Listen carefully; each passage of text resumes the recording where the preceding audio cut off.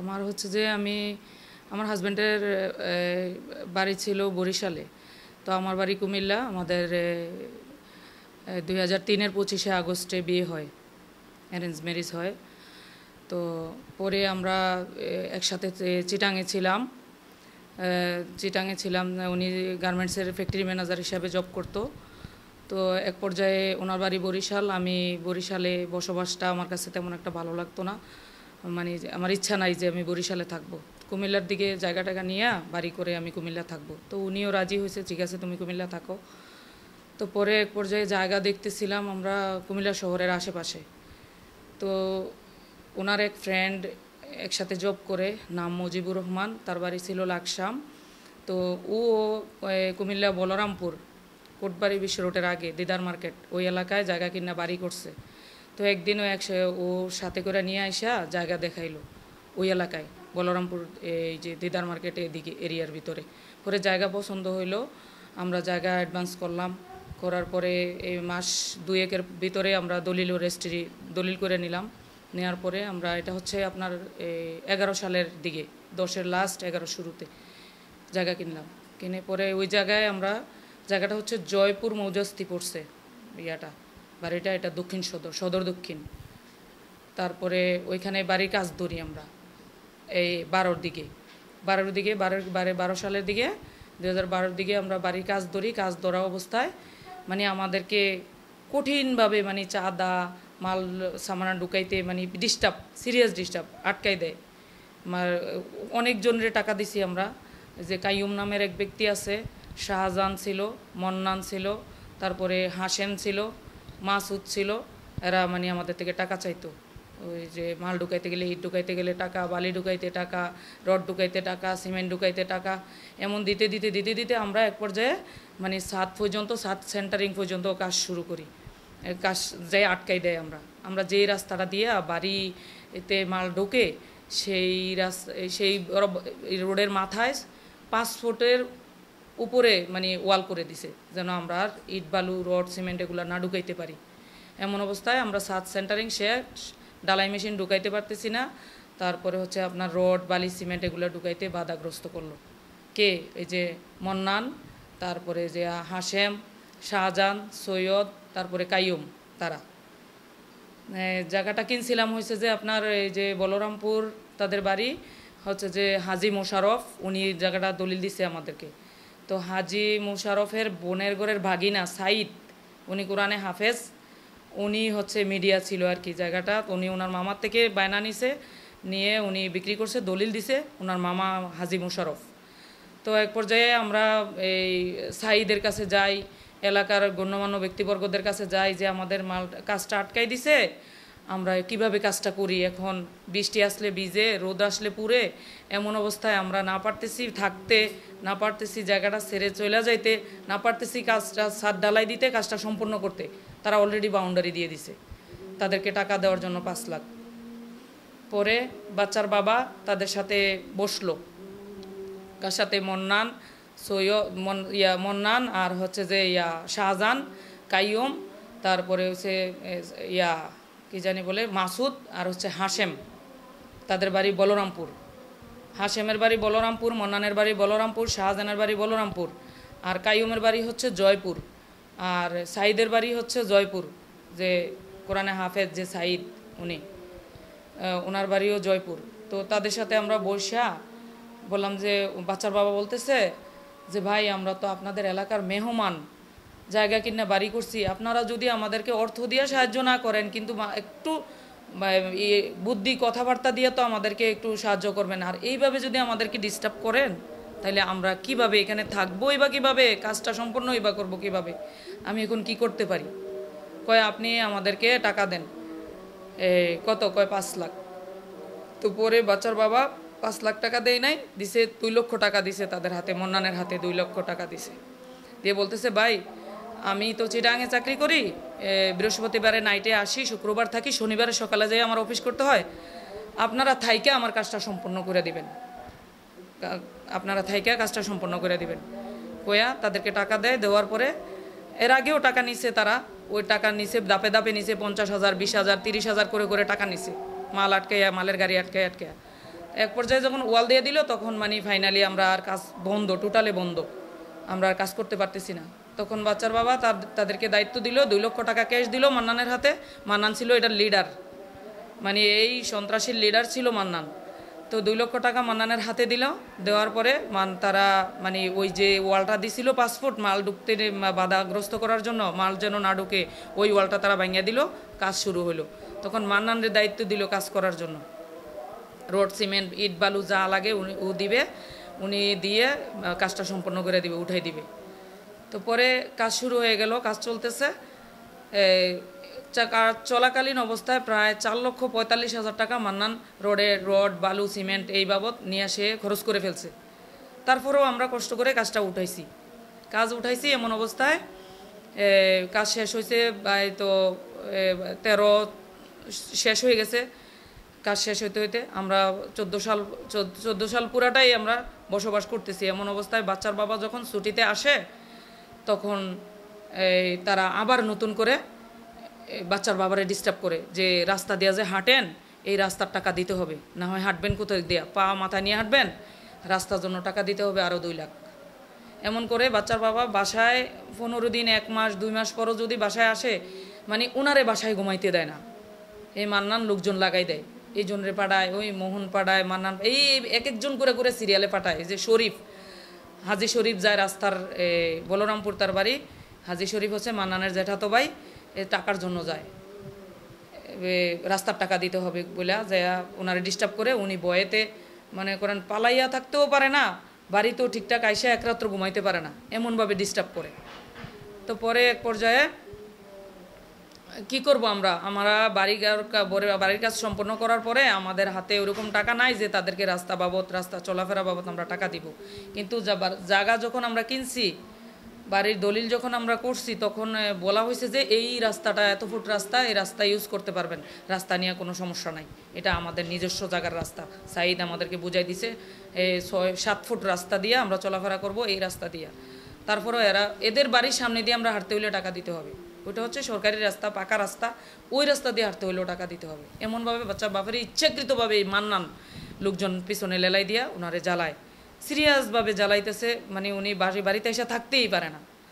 তো এমন অবস্থায় আমরা কি করব, উনি আর বাড়িতে আসে না, কম আসে, যদিও আসে মানে রাত্রে আসে, ভোর হওয়া মানুষের দেখার আগে উনি আবার চলে যায়, এমনভাবে আসে। তো এমন অবস্থায় ওনার দেখা আর পায় না, আমাকে আইসা বলে রাস্তার টাকার কথা, আমি টাকা তাদেরকে আর রাস্তার দিই না, আর আমার থেকে নিতেও পারে না। এক পর্যায়ে মান্নান আইসা আমাদের বাসায় উইলিংলি সে করে প্রস্তাব দেয়, আমাকে বিয়ের প্রস্তাব দেয়, যে এর বাড়ি বরিশাল, আমরা কুমিল্লার মেয়ে, কুমিল্লার ছেলে, আপনি রাজি থাকলে আমি আপনাকে বিয়ে করব। তখন আমি এটার প্রতিবাদ জানাই যে আপনি বিয়ে করবেন, আপনি আমার যোগ্য, আপনাকে আমি বিয়ে করতে যাব কেন, আমার স্বামী আছে, বাচ্চা আছে, আপনার বাচ্চা আছে, আর আপনি তো একাধিক বিয়ে করছেন। মান্নান 6-7টা বিয়ে করছে, সবগুলা অন্যের বউ। প্রথমত বিয়ে করছে সে কামাল্লা সরকার বাড়ি, আব্দুল হক সরকার পুলিশের মাইয়া বিয়ে করছে, একটা বাচ্চা হয়েছে, সে কাবিন করে নাই, বাচ্চাটা স্বীকৃতি দেয় না। এই বাচ্চাটা নিয়ে সে মামলা করছিল 2004 সালে, কিন্তু সে কোনো বিচার পায় নাই।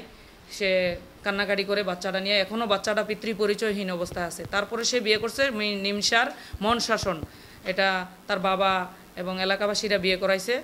একটা তার বাবা সম্ভবত সেনাবাহিনীতে চাকরি করতো, ওই মহিলা থেকে অনেক টাকা পয়সা নিছে, নেওয়ার পরে আপনার তার থেকে মানে সম্ভবত যৌতুক হিসাবে কিছু টাকা পয়সা নিছে, ফার্নিচার নিছে, সব কিছু নিছে। নেওয়ার পর এই মহিলাটারে ঘরে রেখে সে আবারও আরেকটা মহিলারে, 4 জনের মা, সেটা হচ্ছে আমি যতটুকু জানি, আমার জানা মতো যতটুকু জানছি ততটুকু বলতেছি।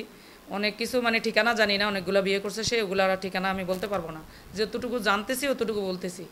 তো ওই নিমসের মনশাসন যে মহিলাটা, ওনার নাম হচ্ছে খায়রুন, এই খায়রুনের ঘরে রাইখা আবার হচ্ছে কোটবাড়ি গন্দামতি বুইয়াবাড়ি রশিদ বুইয়ার মাইয়া এক হুজুরের সাথে বিয়ে হয়েছে। ওই হুজুরের ঘরে ওর 4টা ছেলে সন্তান আছে। ওই মহিলাটারে ভাগাইয়া না আবার বিয়ে করে ওই মহিলার ঘরে এর আবার 2টা মেয়ে আছে। তো এগুলা ভাইরাল, সবাই জানে তার চরিত্র সম্পর্কে, বিয়ে করে ওই মহিলাটা বিয়ে করে যে গন্ধামতি ভুয়াবাড়ি ওই ওই জায়গার দামি জায়গা বিক্রি করে ওর থেকে প্রায় 1,70,00,000 টাকার মতো খায়।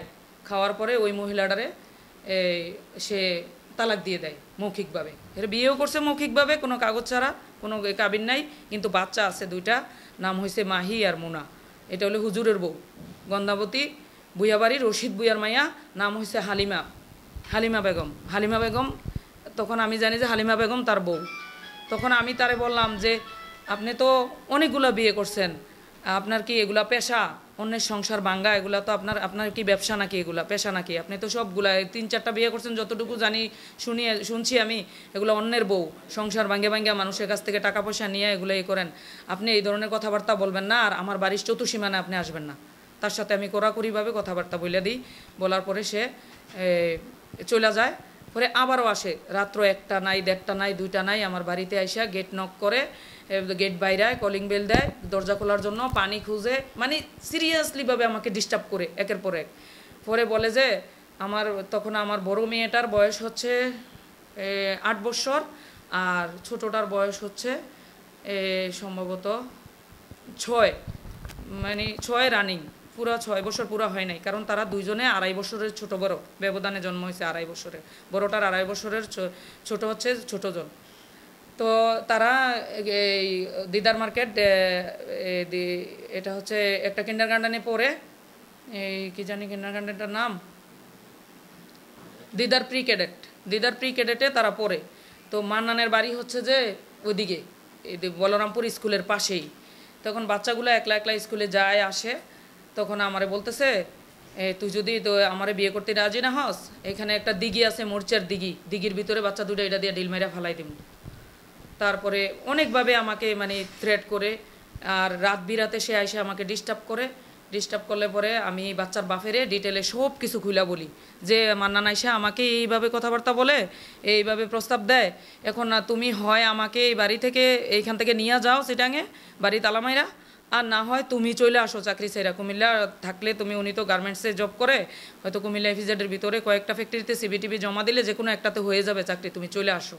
এটা হচ্ছে যে আমি ওনারে শিখাই দিছি। উনি আসছে, আসার পর উনি চলে আসছে। আমি এই কথা বলার পরে সম্ভবত মান্নান রে উনি ফোন করছে যে ভাই আপনি আমাদেরকে এইভাবে ডিস্টার্ব করেন, আপনার বউ বাচ্চা আছে, আপনার 2টা মেয়ে, আমারও 2টা মেয়ে, আপনি সংসার করেন ও হেরে নিয়ে সুন্দর মতো, আপনি আমার সংসারটা কেন ভাঙতে চাইতেছেন?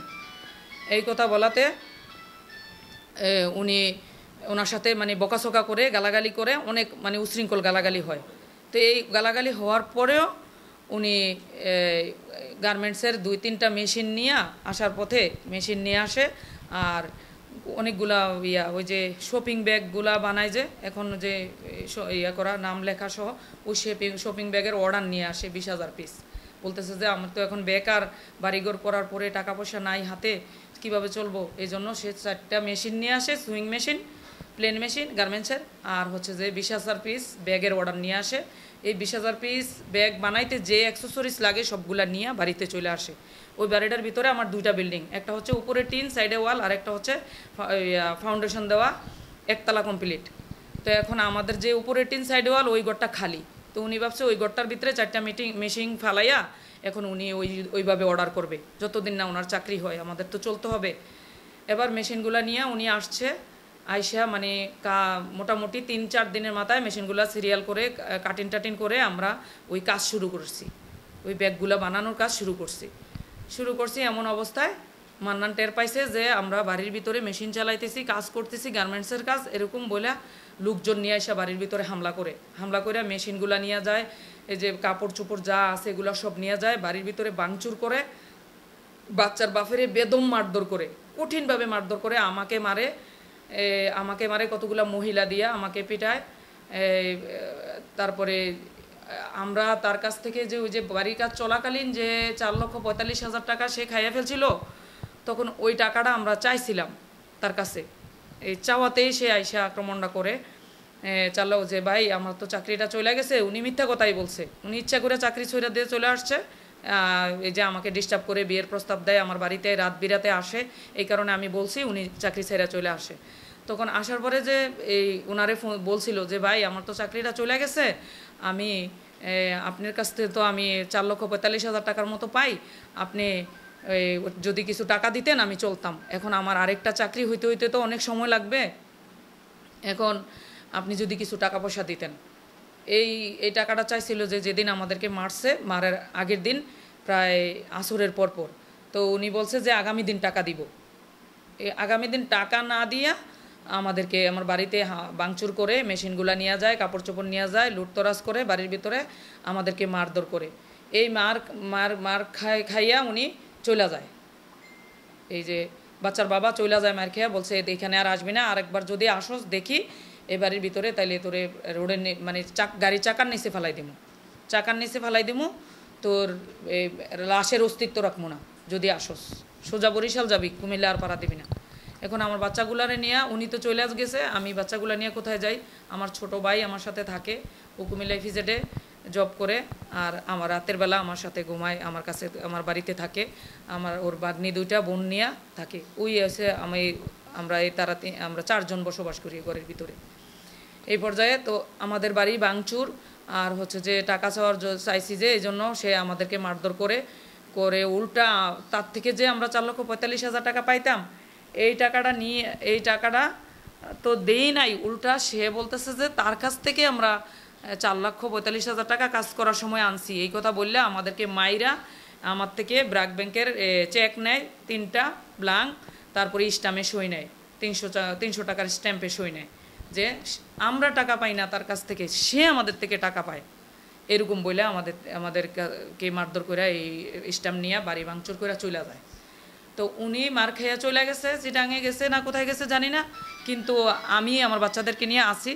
পরে বাচ্চাদের আমার বড় মেয়েটার পরীক্ষা ছিল তারপর দিন, ইংলিশ পরীক্ষা, সম্ভবত ওর প্রাইমারি স্কুলে পরীক্ষা ছিল, তা ওদেরকে পরীক্ষার সেন্টারে ঢুকাই দিয়া আমি দক্ষিণ সদরে যাই। তখন সদর দক্ষিণ থানায় ছিল আমাদের ওই বাড়িটা, জয়পুরের ওই বাড়িটা সদর দক্ষিণ থানায়। দক্ষিণ সদরে যাই, ওখানে যাই একটা অভিযোগ করি, এই সমস্ত ঘটনা বইলে একটা অভিযোগ করি। অভিযোগ করার পরে তারে ডাকায় আয়ু ছিল এই SI Mahfuz, sub inspector Mahfuz ছিল এই মামলার আয়ু। ওসি ছিল একজন হিন্দু, নামটা ভুলে গেছি আমি, বলতে পারবো না নামটা, হিন্দু একজন ওসি ছিল। উনি যে আয়ুর নাম হচ্ছে মাহফুজ, ওনার বাড়ি ফেনীতে মন সম্ভবত, না সরি নোয়াখালীতে, মাহফুজ ওনার নাম। উনি এটার ডাকাইয়া নিয়ে আসছে ওদেরকে, বাচ্চার বাপের খবর দিয়ে নিয়ে আসছে। বাচ্চার বাপ আসতে রাজি না, বলতেছে যে আমাকে তো অনেক মারছে, আমি যাব না ওখানে। তো উনি বলছে যে আপনার গ্যারান্টেড আমি, আপনাকে যদি কোনো মারধর করে মান্নান বা কেউ মারে আমি দেখব আপনাকে, আমি আছি, আপনি আসেন। পরে অনেক বুঝাই শুনে ওনারে নিয়ে আসছে।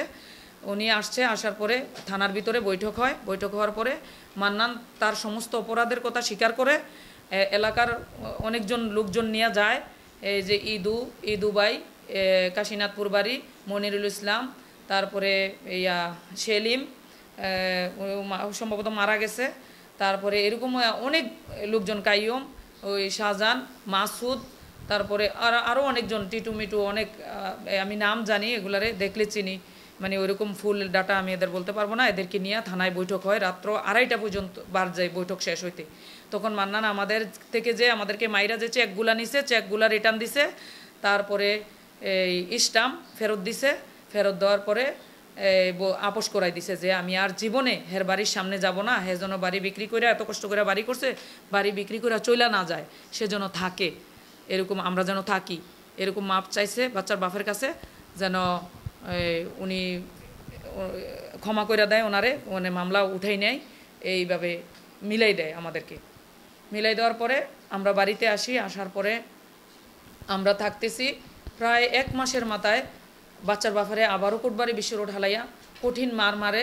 উনি একটা চাকরিতে জয়েন করছিল গরিপুর একটা গার্মেন্টস হয়েছে 7 তলা, গরিপুর বাজারে ঢুকার একটু আগে দিয়া 7 তলা গার্মেন্টস হয়েছে। গার্মেন্টসের নামটা ভুলে গেছি, গরিপুর অক্সফোর্ড স্কুলের পাশে এই গার্মেন্টসটা। তো ওখানে জয়েন করছে 60,000 টাকা স্যালারিতে উনি। তো স্যালারি পাইয়া উনি 1 মাস চাকরির পরে স্যালারি পাইয়া বাড়িতে আসতেছে। ওনার হাতে দামি মোবাইল ছিল, হাতে ঘড়ি ছিল, স্যালারির টাকাটা পুরাটা ছিল। ও খোঁজখবর রাখছে যে ওইখানে চাকরি করে স্যালারি হবে কবে কখন, খোঁজখবর রাখছে। ওনারে কোটবাড়ি বিশ্ব রোড আটকাইয়া মান্নান আরও লোকজন নিয়া ওনার স্যালারি টাকাটা পুরাটা রাখছে, মোবাইল রাখছে, হাতের ঘড়ি নিয়ে গেছে, কঠিনভাবে মারছে। মাইরা তারে গাড়িতে উড়াই দেয়, ওই কোটবাড়ি বিশুর থেকে চিটাঙের গাড়িতে উড়াই দেয় কঠিনভাবে মাইরা। উনি এই মায়ের খেয়ে যে গেছে, উনি আর আমার কুমিল্লাতে আসে না। পরে আমাকে ফোন দিয়ে বলছে, তুমি যদি ওই বাড়ি বিক্রি করে আসতে পারো তাইলে আসবা, আর না হয় এখানে আসার আর কোনো দরকার নাই। আমি আর কোনোদিনও কুমিল্লা যাব না, কুমিল্লার মাটিতে পাড়া দিব না। আমি আমি তুমি যদি বাড়ি বিক্রি করে টাকা পয়সা নিয়ে একবারে আসতে পারো আইসো, আর না হয় দরকার নাই, তুমি কুমিল্লা থাকো। আমি আর চাকরি করব না, আমার যেই মার মারছে আমার চাকরি করার মতো আর অবস্থান নাই আমার, আমি চাকরি করতে পারবো না, আমি চলে আসছি। বাচ্চার বাবা আমাকে ফোনে এই কথা বলছে। তো পরে আমি আবার এই ঘটনাগুলা দক্ষিণ সদর জানাই, তখন ওসি সম্ভবত বদলি হয়ে গেছে, ওই আগের ওসিটা ছিল না, কিন্তু ওই যে আয়ু এই মাহফুজ ওনারে আমি জানাইছি। জানানোর পরে বলতেছে, দেখেন এটা তো একবার আপোষ মীমাংসা হয়েছে, আপনি কোর্টে মামলা করেন, ওনার জন্য কোর্টে যাইয়া মামলা করেন। পরে বাচ্চার বাফে আসতেছে না, আমি একা বাচ্চাটিরে নিয়ে আতঙ্কে থাকি, যদি বাচ্চাটির কোনো ক্ষতি করে, এমনি বলছে বাচ্চাটিরে মারবে, সে করবে, পুকুরে দিঘিতে ফেলাই দিবে, মোটরসার দিঘিতে। এই ভয়েতে আমি আর কোর্টে মামলা করি না, এইভাবে আমি আমার বাইটারে নিয়ে আসছি, থাকতেছি। এমন অবস্থায় প্রায় এই 10-12 দিনের মাথায় রাত্র 2টার দিকে আমার বাড়িতে মান্নান 17-18 জন লোক নিয়ে ঢুকে, অনেকক্ষণ ডিস্টার্ব করার পরে আমার ভাই গেট খুলছে। 18 জন লোক নিয়ে ঢুকে, প্রথম সে তারে আমার ভাই জানালা দিয়ে দেখছে বাইরে, গেটের বাইরে কে, সে তারে সিঙ্গেল দেখছে, ওই 18 জন লোক দেখে নাই। বলতেছে, আমি একটু ফেন্সি ডাল বেশি খাইছি, নেশা বেশি করে ফেলছি, আমি মইরা যাইতাছি, আমার কলজা ছাড়ায়, আমার একটু পানি খাওয়া ভাই, আমার একটু পানি খাওয়া, আশাব ভাই আমার একটু পানি খাওয়া। তখন আমার ভাই আমার রুমে যাই আমারে ডাকছে, ডাইকা সজাগ করে বলতেছে, আফা এইভাবে মান্নান ভাই এসে পানি খাইতেছে। আমি কই, না না, গেট খুলিস না, গেট খুলিস না, এটা কোনো চক্র হইতে পারে, গেট খুলিস না। ওই আফা, আমার তো সকালে অফিস আছে, প্রায় 1 ঘন্টা যাবত এইভাবে জানালা বাইরে থেকে গেট বাইরেতেছে, কলিং বেল দিতেছে, ডিস্টার্ব করতেছে। তো দিই, পানি দিয়ে দিই, এমন অবস্থায় সে ওয়াল টপকাইয়া গেটের ভিতরে ঢুকে গেছে। এখন আমার কেসি গেট, বিল্ডিংয়ের যে কেসি গেট, এই গেট তো আর ভেঙে ঢুকতে পারবে না, ওইটা ওয়াল টপকাইয়া গেটের ভিতরে ঢুকছে, কিন্তু বিল্ডিংয়ের ভিতরে ঢুকতে পারেন। পরে ও একাই ঢুকছে। পরে আমার ভাইয়েরে বলতেছে, আশাব গেট খোল, পানি খামু, আমার একটু রেস্ট করতে হবে, গেটটা খোল। পরে আমার ভাই তারে গেটটা খুলে দিল। গেটটা খুলে দেওয়ার পরে সে ভিতরে ঢুকে আমার যে মেন গেট ঢুকতে, ওই গেটটা সে কী করছে, নিজে খুলে দিছে। ওই লোকগুলা গুড়গুড়াইয়া সবগুলো আমার ঘরের ভিতরে ঢুকা বলতেছে, কোনো সাউন্ড করবি না, এই বাড়ির কাজ আমি করছি, আমি জানি কোথায় সেফটি ট্যাঙ্কি আছে, কোথায় কি আছে, যা বলবো ঠিক তা করবি, কোনো সাউন্ড করবি না। সাথে যে লোকগুলা গেছে, এই লোকগুলার হাতে, কারো হাতে সেনি, ছুরি, অস্ত্র, অনেক আছে, যন্ত্রপাতি নিয়ে তারা ঢুকছে। পরে আমরা তো ভয় আতঙ্ক, বাচ্চা দুইটা ঘুম, বলতেছে আমরা যেখানে সিগনেচার করতে বলবো ঠিক সেই জায়গা সিগনেচার করবি, কোনো সাউন্ড করবি না, সাউন্ড করলে বাচ্চা দুটার মাইরা তোর টাঙ্কির ভিতরে ফালাই দিব। পরে আমি সাইন করতেছি না, অলরেডি আমার থাবর চোপাট দিছে, আমার বাইডারে অনেক মারছে, আমার ভাই আশরাফরে অনেক মারছে, মাইরা বলতেছে তোর বোনেরে, তোর বাইরে এখন মাইরালাম সিগনেচার না করলে। পরে দেখতেছি আমি বসছি, সোফার মধ্যে বসছি, টি টেবিলের উপরে আপনার এই যে তাদের যে অস্ত্রপাতি এগুলা সাজাইয়া রাখছে। পরে মান্নান বলতেছে, ওর বাচ্চাটির প্রতি দুর্বল, সামিরা ইরা ওদের প্রতি দুর্বল, বাচ্চাটিরে তুলে নিয়ে আসো। পরে বাচ্চাটিরে ঘুম থেকে উঠাই নিয়ে আসছে, আইনা বাচ্চাদের গলায় ধরছে, ছুরি ধরছে, বলছে মাইরা ফেলমু, সিগনেচার কর। পরে আমি সিগনেচার করতে গেছি, দেখি যে একটা ডিভোর্স পেপার, ওই যে কাজী আছে এখানে, কাজীর সাথে কাজী নিয়ে আসছে, ডিভোর্স পেপারে সই করেছি, 3টা পেপারে সই করেছে, একই পেপার দেখতে একই রকম, 3টা পেপারে সই নিছে। এই গেল ডিভোর্স পেপার। আর 1000 টাকার ব্লাঙ্ক স্ট্যাম্পে সই নিছে, এই যে 100 টাকা আর 50 টাকা মিলাইয়া ব্লাঙ্ক স্ট্যাম্পে সই নিছে। তারপরে ব্লাঙ্ক স্ট্যাম্পে সই করা শেষ, তারপরে নিছে যে ওই যে আপনার এই ব্লাঙ্ক স্ট্যাম্পে সই করার পরে এই যে কাজীর যে বিয়ে হয় যে রেজিস্ট্রি বই, বালাম বই, ওই বালাম বইয়ে সই করে, এইখানে সই কর, এই বালাম বইয়ে সই নিছে। মানে এক সই, প্রথমত সই নিছে বাচ্চার বাপেরে ডিভোর্স করাইছে, আর দ্বিতীয় সই নিছে এই 1000 টাকার ব্লাঙ্ক স্ট্যাম্পে, আর তৃতীয় সই নিছে আপনার ওই যে কাবিননামা, যেটা বিয়ে করলে যে রেজিস্টার খাতায় যে সিগনেচারটা করে, ওইখানে সই নিছে। মান্নান সই করছে, আমার সই নিছে, মানে সে আমাকে বিয়ে করছে। এই করে এগুলা সইটই নিয়ে তারা বের হয়ে চলে যায়। সকালবেলা সারা এলাকায় মানে আমি প্রচার করে দিছে যে আমি বিয়ে করছি আমার বউ। আমার বউ এটা। তো সে আমার বাড়ি বিক্রি করার এর পরে শুনতেছি যে সে আমার বাড়ি দেখাইয়া মানুষের কাছে, যার কাছে বিক্রি করবে হের থেকে টাকা নিয়ে নিছে। আমি যেই বাড়িটা থাকি ওই বাড়িটা আমার নামে কাগজ, আমার বাড়ি সে বিক্রি করে ফেলছে, বিক্রি করে বাড়ি দেখাইয়া টাকা নিয়ে নিছে, প্রায় 70-80 লাখ টাকা নিয়ে খরচও করে ফেলছে। এই জন্য সে আমাকে বিয়ে করে বউ বানাইয়া আমার থেকে এই দলিল নেওয়ার জন্য আমাকে যে জিম্মি করছে। এই যে আমার বাড়ি তালা মাইরা দিছে, আটকাই দিছে, আমার বাচ্চাদেরকে স্কুলে যাইতে দেয় না, আমারও বের হইতে দেয় না, এমন অবস্থায়। পরে আমি তো আমারে বলে যে বাড়ির দলিল দেওয়ার জন্য, আমি দলিল দিতে রাজি না, আমাকে অনেক মারধর করে, অনেক আঘাত করে, বাচ্চাদেরকে ভয়ভীতি দেখায়, ঘরের ভিতরে যা ছিল আমাদের স্বর্ণ গয়না যা ছিল ওগুলা সব নিয়ে গেছে। আর বাচ্চাদের কানের ভিতরে এটি ছোট ছোট 2 জোড়া রিং ছিল স্বর্ণের, এগুলো সহ ওদেরকে ভয় দেখায় খুলে নিয়ে গেছে মান্নান। কিচ্ছু রাখে নাই আমাদের, মানে আমরা যে একবেলা খাবার খাবো এই অবস্থা নাই। আমার হাতের মোবাইল নিয়ে গেছে, সব কিছু নিয়ে গেছে। আমি এই বিয়া মানি না, তার সাথে আমি আপোষ হই না, এই কারণে সে আমাকে অনেক আঘাত করে মারধর করে। পরে এলাকার আরও কিছু লোকজন নিয়ে সে আবার ঢুকছে বাড়িতে, বলতেছে আমারে বুঝানোর জন্য যে দেখো যা হবার হইয়া গেছে, এখন তে তো তোমার বাড়ি বিক্রি করে টাকা খরচ করে ফেলছে, তে তো নেশা করে তুমি জানো, জুয়া টুয়া খেলাইয়া বন্ধু বান্ধব নিয়ে টাকা নষ্ট করে ফেলছে, এখন তুমি এই জায়গাটা দলিল দাও। আমি কই না, অসম্ভব কথা, আমি তার এই বিয়েও মানি না, আমি আমার বাড়ি দলিলও দিব না, আমি মইরা যামু, আমারে মাইরা ফেলেন, আমি মইরা যামু, আমি এই মুখ কারোরে দেখাইতেও যাব না, আমার সম্ভব না, আমার পক্ষে সম্ভব না এই যে তারে মাইনা নেওয়া আর আমার বাড়ি দলিল দেওয়া, আমি মইরা যামু, আমি বাড়ির দলিল দিয়ে মরমু না, মাইরা ফেলেন আমাদেরকে। পরে বলতেছে দেখো তোমরা এই তার পুকুরের ভিতরে, মোটসের দিঘির ভিতরে তার 8 শতক জায়গা আছে, দিঘি, এটা পানি পুরাটা জলকুর, এই জায়গাটা তুমি তোমার নামে লিখে দিব, আর তুমি এই বাড়িটা দলিলটা দিয়ে দাও, যাদের থেকে বিক্রি করছে তার কাছে দলিলটা দিয়ে দাও।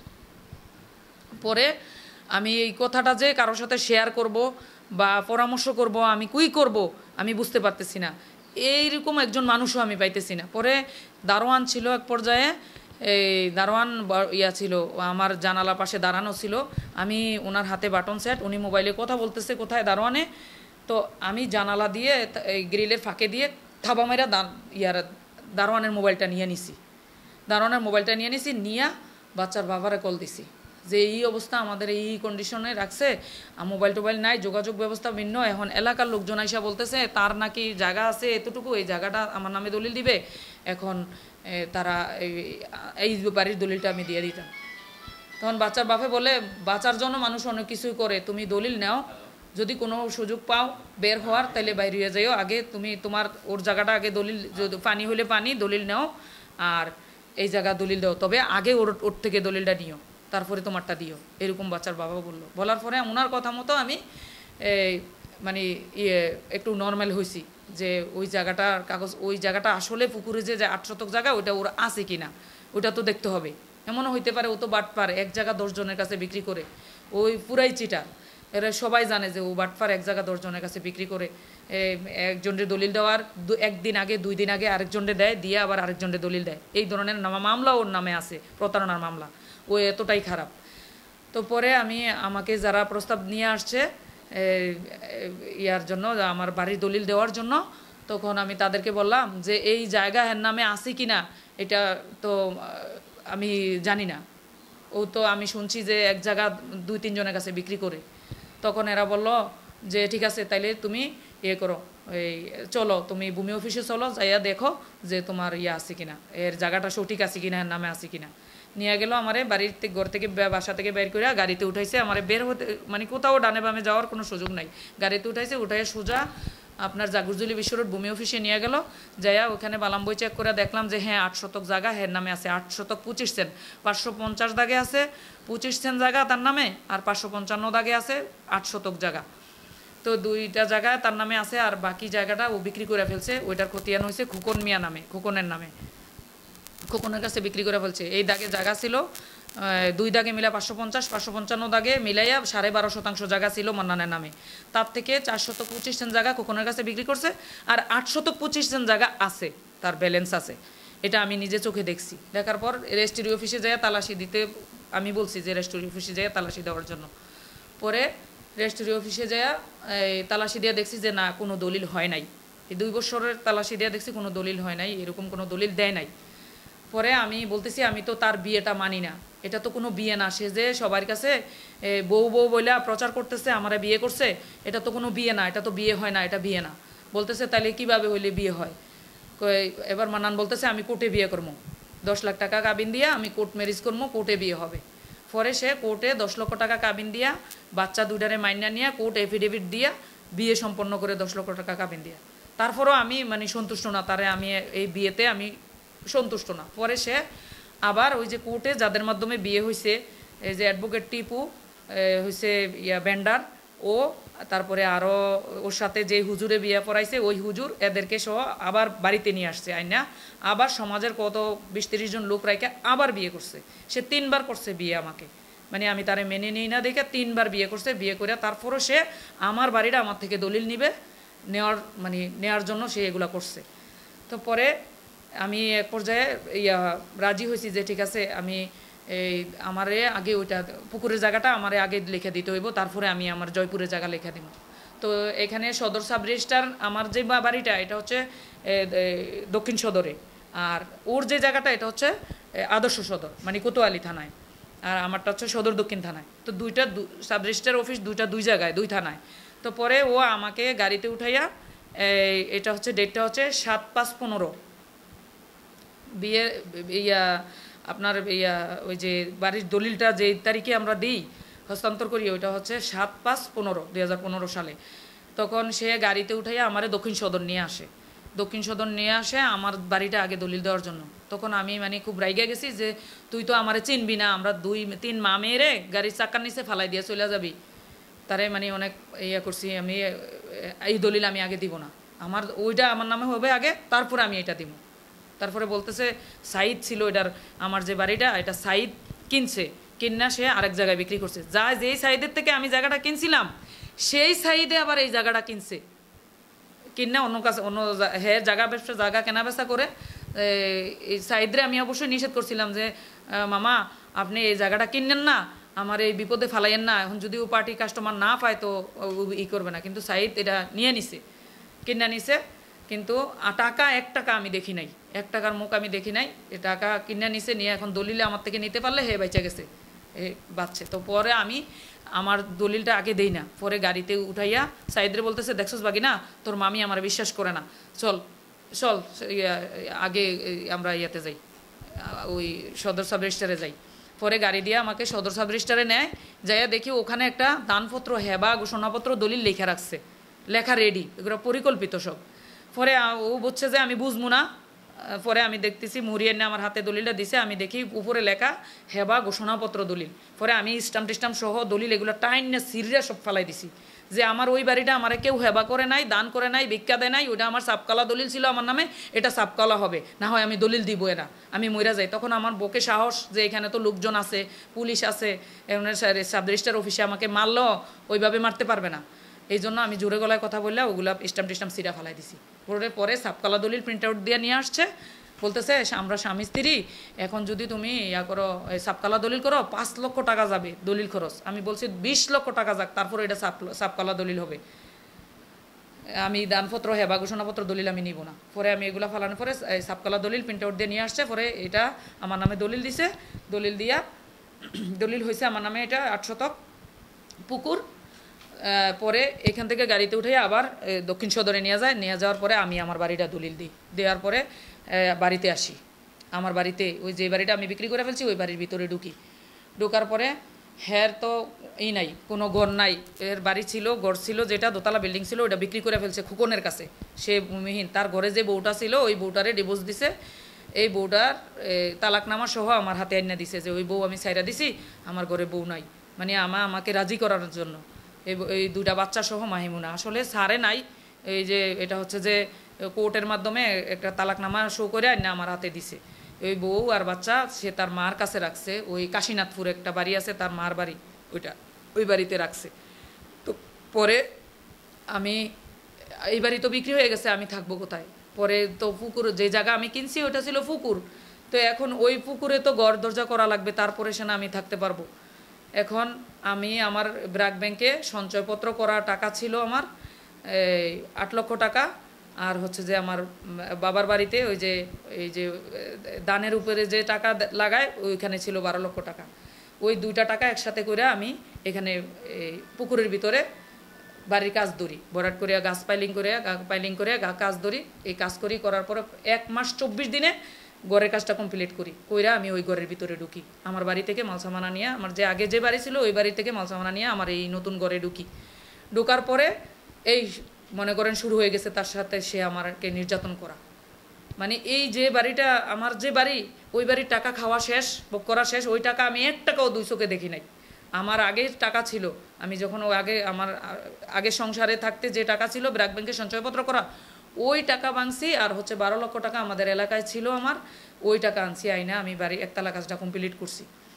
তো পরে সে চাইতেছে, সে যে পুকুরের জায়গাটা আমার নামে লিখে দিছে এই দলিলটা তারে ব্যাক দেওয়ার জন্য সে আমাকে আবার ওপেন প্রস্তাব দিছে যে এই দলিলটা আমারে দিয়ে দাও, আমি এটা বিক্রি করবো, বিক্রি করে এই যে ওই মাঠের ভিতরে জমির ভিতরে যদি জায়গা নেই তাহলে জায়গা নিতে পারবো, তোমার জায়গা কিনা দিব ওইখানে, আর যে বাকি টাকাটা থাকবো আমি ঋণ হয়ে গেছি ওই ঋণগুলো দিয়ে দিব।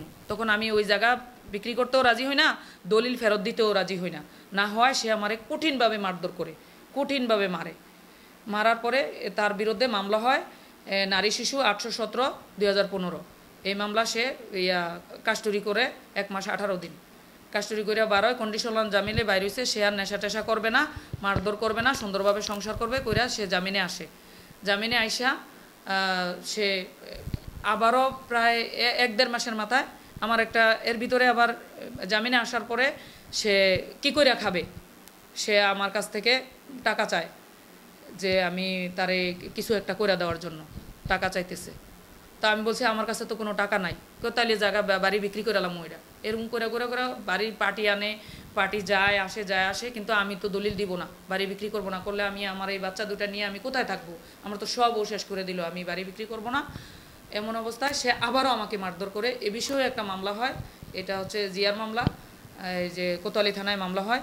এই মামলাও সে অ্যারেস্ট হয়, তার মা, ভাই, বোন, তারপরে তার মা, তার ভাগিনা শান্ত, পারবেশ, তারপরে তার ভাই, সে আমার ঘরের ভিতরে ঢুইকা মানে হত্যার চেষ্টা করছিল। হাত পা শিকল দিয়া বাইন দেয়া, শিকলের মধ্যে হাতের ভিতরে তালা মাইরা হাত পিছনে নিয়ে আমাকে কঠিন মারছে। মারার পরে বলতেছে আমার জ্ঞান আছে, আমি অজ্ঞান হই নাই, মারছে যে আমার জ্ঞান আছে, বলতেছে যে লাশ গুম করে ফেলবো, ওর থেকে বাড়ির দলিল এইভাবে ফেরত নেওয়া যাবে না, লাশ গুম করে ফেলবো, মাইরা লাশ গুম করবো। এটা হচ্ছে 29/8/16 ঘটনা, 29/8/16 তারিখের ঘটনা এটা। পরে আমারে মাইরা তালা মাইরা রাখছে, তালা দিয়ে রাখছে হাতের ভিতরে, লম্বা করে শোয়াই রাখছে আমাকে ফ্লোরে। তখন আমার লাশ গুম করার জন্য দৌলতপুরের শিমুল, এই যে আপনার শিমুল হচ্ছে যে তার আপন মামাতো ভাই, আর শরীফ, হাজি শরীফ নামে, হাজি শরীফ বলে তাহারে, তার আপন জ্যাঠাতো ভাই। তার পিতা হইল বাবরি মিয়া, হাজি শরীফ পিতা বাবরি মিয়া। আর শিমুল হইল ওই যে ইনসাফ হাউজিংয়ের বিপরীতে তার বাড়ি, সে ইনসাফে এদিকে তার রড সিমেন্টের ব্যবসা ট্যাবসা আছে। শিমুলের সবাই চিনে, শিমুল হলো তার আপন মামাতো ভাই। শিমুল আর শরীফরে আনছে আমার লাশ গুম করার জন্য। তো শিমুল আর শরীফ আইসা দেখছে যে আমার কঠিন অবস্থা, রক্ত টক্ত ছুড়াই রাখছে একবারে, মানে মাইরা শরীর মাথা দিয়ে ব্লাড যাইতেছে, ফাটাই ফেলছে। আমার ওই ইয়েগুলা ছবিগুলা দিলে দেখাইতে পারতাম কীভাবে মারধর করছে, ছবিগুলো দিয়ে দিকে দিতেন। তখন শিমুল বলতেছে তোরা মহিলাটারে এইভাবে মাইরা যে তোরা করছস, লাশ গুম করার জন্য আমার খবর দিয়ে আনছস, মহিলাটার অপরাধ কি? সে তার সুন্দরভাবে তার বাড়ি করছে, বাড়িতে সুন্দরভাবে বসবাস করতেছে, এমন অবস্থায় তারে জিম্মি করে বিয়া কইরা ঘরের ভিতরে আই না, এখন আবারও মারতে আসছস বাড়ির দলিল ফেরত পাওয়ার জন্য, এটা কোন ধরনের হিসাব? এরকম বইলা শিমুল আর হচ্ছে যে শরীফ আমার চিকিৎসার ব্যবস্থা করে, ডাক্তার আইনা চিকিৎসা করে, চিকিৎসা করানোর পরে আমি সুস্থ হই। কিন্তু আমারে মানে বাড়িঘর থেকে বের হইতে দেয় না, আমার ঘরের ভিতরে আমার এই তালা বন্দি করে রাখছে, আমাকে তালা দিয়ে রাখছে, আমার ঘরের ভিতরে আমার তালা মেরে রাখছে। বাচ্চাদেরকে স্কুলে যাইতে দেয় না, আমারও বাইরে হইতে দেয় না। যদি আমি আমাকে যে মারছে শিকল দিয়া বাইন দেয়া তালা মাইরা, যদি আমি এই বিষয়ে মামলা করি, এই জন্য আমারে সে আটকায় রাখছে, ঘর থেকে বাইরে হইতে দেয় না। প্রায় 1 মাসের মতো আমাকে ঘরে রান্নাও হয় নাই, সে আমারে রেডিমেড পার্সেল দিছে বাচ্চাদের জন্য, খাওয়াইছে, আমরা বাচ্চা মা মেয়েরা শুকাইয়া কঙ্কালের মতো হয়ে গেছি।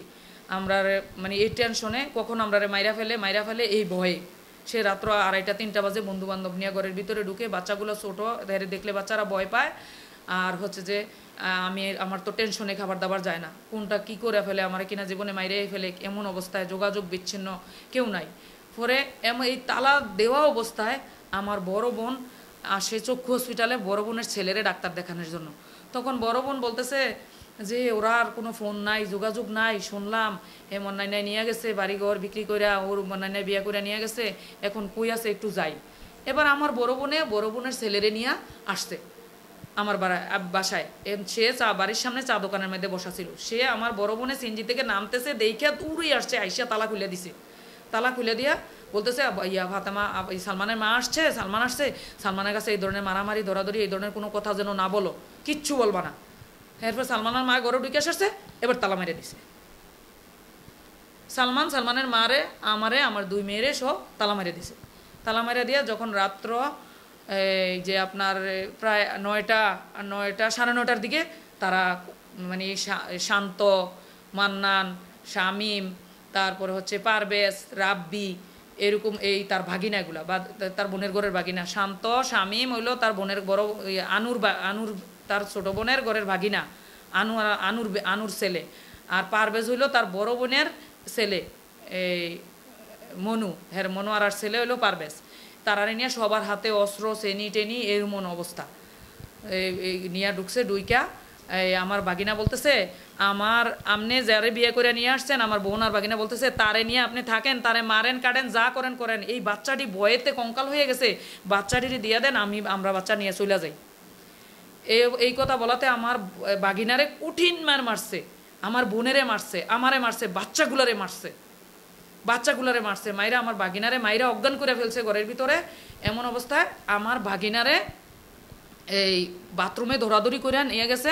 নিয়ে বাথরুমের বাইরে হইলো তার পাও আর ভিতরে হইলো তার মাথায় পানি দিতেছে। এমন অবস্থায় যে যে ছেলেটা, শান্তর মোবাইল, একটা বাটন মোবাইল টেবিলের উপরে রাখা গেছে, আমি টাচ করে শান্তর মোবাইলটা লুকাই ফেলছি। শান্তর মোবাইলটা লুকাইয়া আস্তে করে আমি ওয়াশরুমে ঢুকছি।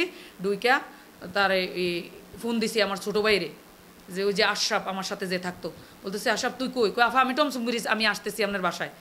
আমি কই না ভাই তুই আসিস না, এনে বড় আফা আসছে, সালমান আসছে, এরারে সহ আটকাই আমরা মাইরা অবস্থা খারাপ, তুই থানায় যা, থানায় যাইয়া পুলিশ নিয়ে আয়, আমরা উদ্ধার কর। পরে ও থানায় গেছে। আর আমি আবার ওসি স্যারের নাম্বারটা মুখস্থ আসলো, লাস্টে 85 থানার নাম্বার। তখন ওসি ছিল রব স্যার আমাদের কোতোয়ালি থানায়। রব স্যারের আবার আমি এই মোবাইলটা দিয়ে ওসি স্যারের ফোন দিই। ফোন দেওয়ার পরে ওসি স্যার বলতেছে আমরা তো আপনার বাড়ি চিনি না, আপনি একটা লোক পাঠাইলে আমাদের ফোর্স রেডিয়াসে যাবে। এমন অবস্থায় আমার বাইরে আবার ফোন দিয়ে বললাম যে তুই যা, আমি স্যারের সাথে কথা বলছি। পরে আমার থানা থেকে পুলিশের গাড়ি নিয়ে পুলিশ নিয়ে আইসা ঘটনাস্থল থেকে সবগুলারে অ্যারেস্ট করে আমাদেরকে উদ্ধার করে নিয়ে যায়। আর তার এই মামলায়ও সে মনে করেন যে কাস্টডি করছে মনে হয় 90 দিনের মতো, একটু কম হবে 90 দিনের, 2 মাসের উপরে জেল কাটছে, কাস্টডি করে বাইর হওয়ার পরে এখন বাড়ি তো আমার নামে, আমি চলে গেছি চান্দিনা। এই বাড়িটা তালা মাইরা দিয়া চান্দিনা চলে গেছি, আমার বাপের এলাকায় চলে গেছি, ওইখানে যাই আমি থাকতেছি। এবার সে জামিনে আছে। এবার এলাকার ব্যক্তিবর্গ সবাই মিল্লা আমার খোঁজ করে চান্দিনা গেছে আমার ওই বাসায় গিয়া বাচ্চা টাচ্চা সবাইরে নিয়ে বলতেছে তোমার নামে বাড়ি, এখন যে বাড়িতে যে ঢুকো যে রাস্তাটা, এই রাস্তাটা তো তার নামে আছে, এখন এই রাস্তাটা ছাড়া তো তুমি বাড়িটা বিক্রি করেও যাইতে পারবা না, এখন তুমি আসো, আমরা বইলা কইয়া রাস্তাটা তার নামে থেকে তোমার নামে করাই দিই, তুমি আসো, তোমার বসবো, হয় সারাসারি হবে, নয় থাকবা তোমার বাড়িতে, তুমি তারে বাড়ি জায়গা দিবা না, এরকম একটা ফয়সালা হবে, তুমি আসো বসো। এই কথা বলাতে তার প্রস্তাবে আমি আসছি, সাথে আমার বড় মেয়েটা নিয়ে আসছি, তারা আমার ওইখান থেকে নিয়ে আসছে গিয়া। তো পরে আমি আসার পরে বৈঠক হয়েছে, বৈঠকে বলতেছে যে আমারে 10 লক্ষ টাকা দিয়ে দিবে, তাদের যে বাড়ির দলিলটা আমি ফেরত দিতাম, আমারে 10 লাখ টাকা দিবে। তা আমার ফুল বাড়ি খাইলো, আমি 10 লাখ টাকার প্রস্তাব আমি মানি নাই। তো বলছে যে যদি তুমি 10 লাখ টাকা না মানো, দলিল না দাও, তাইলে তুমি থাকো, তোমার বাড়িতে তুমি ঘরে থাকো। এমন অবস্থায় আমি আছি, আমার থেকে আমি যে চান্দিনা যে বাসায় থাকতাম এই বাসার চাবি নিয়ে তারা নিজেরার উদ্যোগে মাল সামানা নিয়ে টুকটাক যেগুলো আসিল আমার বিল্ডিংয়ে আবার আমারে ঢুকাই দেয়। এমন অবস্থায় আমি থাকি। পরে রাস্তার জায়গাটা দলিল দেওয়ার জন্য সে আমার কাছে টাকা যায় যে আমি রাস্তাটা ঘরের ভিতরে ঢুকানোর পরে যে রাস্তাটা আছে 25 সেন্ট 550 দাগে, যদি আমি এটা অন্য আমার টাকার দরকার, আমি বিদেশে চলে যাবো, যদি আমি এটা তুমি যদি আমার টাকা না দাও, টাকা দিয়ে এটা না কিনা নাও, তাইলে আমি অন্যের কাছে বিক্রি করে দেবো। হয় খোকন হয়েছে আমার সামনে, খোকনের কাছে বিক্রি করছে, খোকনের কাছে বিক্রি করবো, আর নয় শরীফের কাছে বিক্রি করবো। তখন তুমি আর বাড়ির থেকে বাইরে হইতে পারবা না, হাঁটতেও পারবা না, বিক্রিও করতে পারবা না। এখন মহা বিপদ, মহা সংকটে আমি পড়ছি। পরে আমার হাতে টাকাও নাই। পরে আমি ওই বিষয়গুলো আমার বড় যে ভাই ঘটনা, এখন আমি আমার কাছে টাকা চাই বাড়ির রাস্তার জায়গাটা দলিল দেওয়ার জন্য, রাস্তা জায়গা দলিল দেওয়ার জন্য টাকা চায়। এখন আমি টাকা কই পাই, কি করবো? পরে তারা আমার 3 ভাই বাড়িতে বসে মিটিং করছে যে আসলে তো কথা সত্য, রাস্তা ছাড়া তো ও তো বাড়িটা বিক্রি করেও আসতে পারবে না, রাস্তা জায়গাটা তো দরকার। কত টাকা চায়? 4 লক্ষ টাকা চায়। জায়গা হইলো 25 সেন্ট, 25 সেন্ট জায়গা, সে 4 লাখ টাকা চায়। তারে দিতাম 4 লাখ টাকা দিলে সে বিদেশ যাবে, সৌদি আরব যাবে, আর আমারে 25 সেন্ট জায়গা লিখে দিবে। পরে আমার ভাইরা টাকা ম্যানেজ কইরা আমারে 4 লক্ষ টাকা দেয়। দেওয়ার পরে ওই রাস্তার জায়গাটা সে আমার সাবকালা দলিল দেয় 4 লক্ষ টাকা নিয়ে। পরে 4 লক্ষ টাকা নিয়ে সে তো বিদেশ যায় নাই, উল্টা সে মনে করেন মদ নেশা কইরা মানে এগুলা উড়াইছে। উড়ানোর পরে সে বলতেছে আমি বিদেশ যাব না এখন। কেন? কয় তোমার বাড়ি তোমার, রাস্তা তোমার, এখন তুমি বাড়ি বিক্রি করে চলে যাবে, আমি বিদেশ গেলে আমার ঘরে তো তোমার কোনো বাচ্চা কাচ্চা নাই, তুমি বাচ্চা নিতে হবে, তোমার বাচ্চা নেওয়া লাগবে, বাচ্চা নিলে আমি বিদেশ যাবো। আমার ভিসা টিসা একবারে ওকে, এই যে পাসপোর্ট আমার বন্ধু সহ যাবে, এরকম বিভিন্ন কাগজপত্র আনে আমার সামনে শো করে, 2-3টা পাসপোর্ট, আমরা একসাথে যাব, এই দেখো এগুলা দেখায়। পরে বলতেছে বাচ্চাকে না হাতে নিয়ে, এমন জিনিস যে বললেই নেওয়া যায়, বাচ্চা বাচ্চা বাচ্চা এটা কি, এটা কোন ধরনের প্রস্তাব? পরে সে বলতেছে আমি 3 মাস পরে যাবো বিদেশ, 3 মাস থাকবো, 3 মাস পরে 3 মাসের ভিতরে যদি বাচ্চা কনসেপ্ট হবে, আর না হইলে নাই, কিন্তু তুমি 3 মাসের ভিতরে ঘর থেকে বাইরে হতে পারবা না, কোথাও যাইতে পারবা না, এবং কোনো রকম যেন বাচ্চা না হয় এমন কোনো চেষ্টাও করতে পারবা না। এমন অবস্থায় সে ভদ্রভাবে আমার সাথে বসবাস শুরু করছে। শুরু করার পরে এই বাচ্চা কনসেপ্ট হয়েছে, বাচ্চা কনসেপ্ট হওয়ার পরে বাচ্চার কনসেপ্টের বয়স 4 মাস। 4 মাস পরে সে বলতেছে আমার তো বিদেশে যাওয়ার কথাবার্তা ফাইনাল, একবারে অলরেডি ঠিকঠাক হয়ে গেছে, এখন চলো তোমার কয়েকটা মেক্সির কাপড় টাপড় কিনা দেই, আমার এই কটা প্যান্ট শার্ট কিনা দাও, চলো। তখন আমার শারীরিকভাবে আমি অসুস্থ ছিলাম, তখন দিনের বাজে 11টা উপরে বাজে, তখন আমি নাস্তাও খাই নাই সকালবেলা। সে কি খাইতে খাইতে ঘরের ভিতরে ঢুকছে, মুখের মধ্যে কি আছে। তখন আমি তারা বললাম তুমি কি খাইতেছো, আমার জন্য তো কিছু নিয়ে আসলা না, তো আমার তো খিদা লাগছে, আমি না খাইয়া মার্কেটে কীভাবে যাবো। বলতেছে আচ্ছা নিয়ে খাওয়ামো, সালাউদ্দিনে নিয়ে খাওয়ামো। এই বললা সে নিজেই হাতে আমারে বোরকা পরাইয়া মুখোশ বাইন্দা আমারে লইয়া ইয়াতে কান্দিরপাড় যায়। কান্দিরপাড় যাইয়া সাত্তারের নিচে সমবায় মার্কেট থেকে আমার 4-5টা মেক্সির কাপড় কিনা দেয়, আর হ্যাঁ নিজে কতগুলা গেঞ্জি টেঞ্জি আবিজুবি কিনা শপিং ব্যাগ সবগুলো আমার হাতে ধরাই দিয়া এই যে ইয়া দিয়া পুবালি চত্বর হইয়া এই শিক্ষা বোর্ডের সামনে আইসা সে বলতেছে আমার একটা বন্ধু ফোন করছে, তোমার মোবাইলটা একটু দাও, আমার মোবাইলে টাকা নাই। আমার হাতে তখন একটা বাটন সেট ছিল, ওই দিছে, ওই যে বাসায় আছে বাচ্চা নিবে সংসার করবে এরকম বিশ্বস্ত অর্জনের জন্য আমার হাতে একটা বাটন সেট দিছে। আমার হাতের বাটন সেটটা সে নিয়ে গেছে, বলতেছে আমার বন্ধুরে ফোন দিব বলে আমার হাতে তো মোবাইলটা নিয়ে গেছে, তুমি এখানে দাঁড়াও রিক্সার মধ্যে। রিক্সাওয়ালারে 20 টাকা দিছে ভাড়া, সালাউদ্দিনের সামনে আইসা সমবায় মার্কেট থেকে সালাউদ্দিনের সামনে আইসা রিক্সাওয়ালার 20 টাকা দিয়ে গেছে। আমার কাছে 20 টাকাও নাই, আমার কাছে একটা টাকাও নাই, শুধু আছে শপিং ব্যাগগুলো আছে আমার কাছে। তো পরে সে রিক্সা থেকে নাইমা চলে গেছে। যাওয়ার পরে আমি তো রিক্সায় বসা, সে না আসলে তো আমি কিছু পানিও খাইতে পারবো না। আর বলতে আমার বলে গেছে যে বাচ্চারা স্কুল আছে, বৃহস্পতিবার ছিল ওই দিন, বলতেছে ওদের জন্য বাসায় গিয়ে রান্নাবান্না করা তোমার কষ্ট হয়ে যাবো, ওদের জন্য পার্সেল নিয়ে যাবো আর আমরা খাইয়া চলে যাবো, তোমার শরীর যদি সুস্থ লাগে ভালো লাগে তখন তুমি রান্নাবান্না আস্তে ধীরে কইরো। এই কথা বলে সে আমার থেকে মোবাইলটা নিয়ে চলে গেল, আর আসে না, সে মোবাইল নিয়ে আর আসে না। পরে আমি রিক্সার ফোর্ডের পিছনে ব্যাকপাট উড়াইয়া দেখি তার কোনো পাত্তা নাই, হাতে মোবাইলও নাই, ফোনও দিতে পারি না। এবার সামনের দিকে ঘুরে দেখি আমার এই যে একজন সাব ইন্সপেক্টর সাথে কয়েকজন কনস্টেবল আমার রিক্সার সামনে দিয়ে গ্রাহ করে রাখছে। ফিরম কি ব্যাপার ভাইয়া, কি সমস্যা? কই ইনফরমেশন আছে আপনার এই শপিং ব্যাগ ট্যাগ এগুলো সার্চ করা হবে। তখন আমি মনে মনে বুঝতে পারছি যে সে যে চলে গেছে রিক্সাতে নামে, তারে যে এতবার জেল খাটাইছি, এতবার সে জেল খাটছে, তার অপরাধের কারণে সে জেল খাটছে, আমি খাটাই নাই। তো সে এতবার জেল কাটছে, সে হয়তো প্রতিশোধের জন্য আজকে আমারে এখন, নাইলে আমার ব্যাগে, শপিং ব্যাগে মেক্সি আছে, কাপড়, প্যান্ট শার্ট আছে, গেঞ্জি আছে, কাপড় চোপড় আছে, এইখানে সার্চ করার কি আছে? পরে আমি তো হতকম্ব হইয়া যে কী করবো, পরে দিছি যে নেন সার্চ করেন, তো করেন। এটা হচ্ছে, আমি দারোগার নামও মনে আছে আমার, কান্দিরফার ফাঁড়ির চকবাজার ফাঁড়িতে ছিল এসআই জামাল, ফর্সা করে লম্বা করে সুন্দর। এই লোকটারে আপনারা চিনবেন, কুমিল্লার মানুষেরা, যদি কুমিল্লার মানুষ হন আপনারা চিনবেন, ফর্সা করে লম্বা করে এসআই জামাল লম্বা করে। এই জামাল সে আমার সব কিছু সার্চ করে সে কিচ্ছু পায় না। পরে আমার হাতে যে পার্সটা, আমার যে সাইড ব্যাগটা যেটা, এইটার ভিতরে সচরাচর জিপার থাকে একটা, পার্সের ভিতরে দুইটা, কুইন জিপারে থাকে একটা, আমার বড় জিপারে আছে এই ব্যাগের ভিতরে তিনটা। এই ব্যাগটা ছিল মান্নানের হাতে সারাক্ষণ, বাসা থেকে সে হাতে নিছে একবারে, মানে ইয়া পর্যন্ত তার হাতেই ছিল, শিক্ষা বোর্ডের সামনে এসে নামা পর্যন্ত সে তার হাতেই ছিল ব্যাগটা।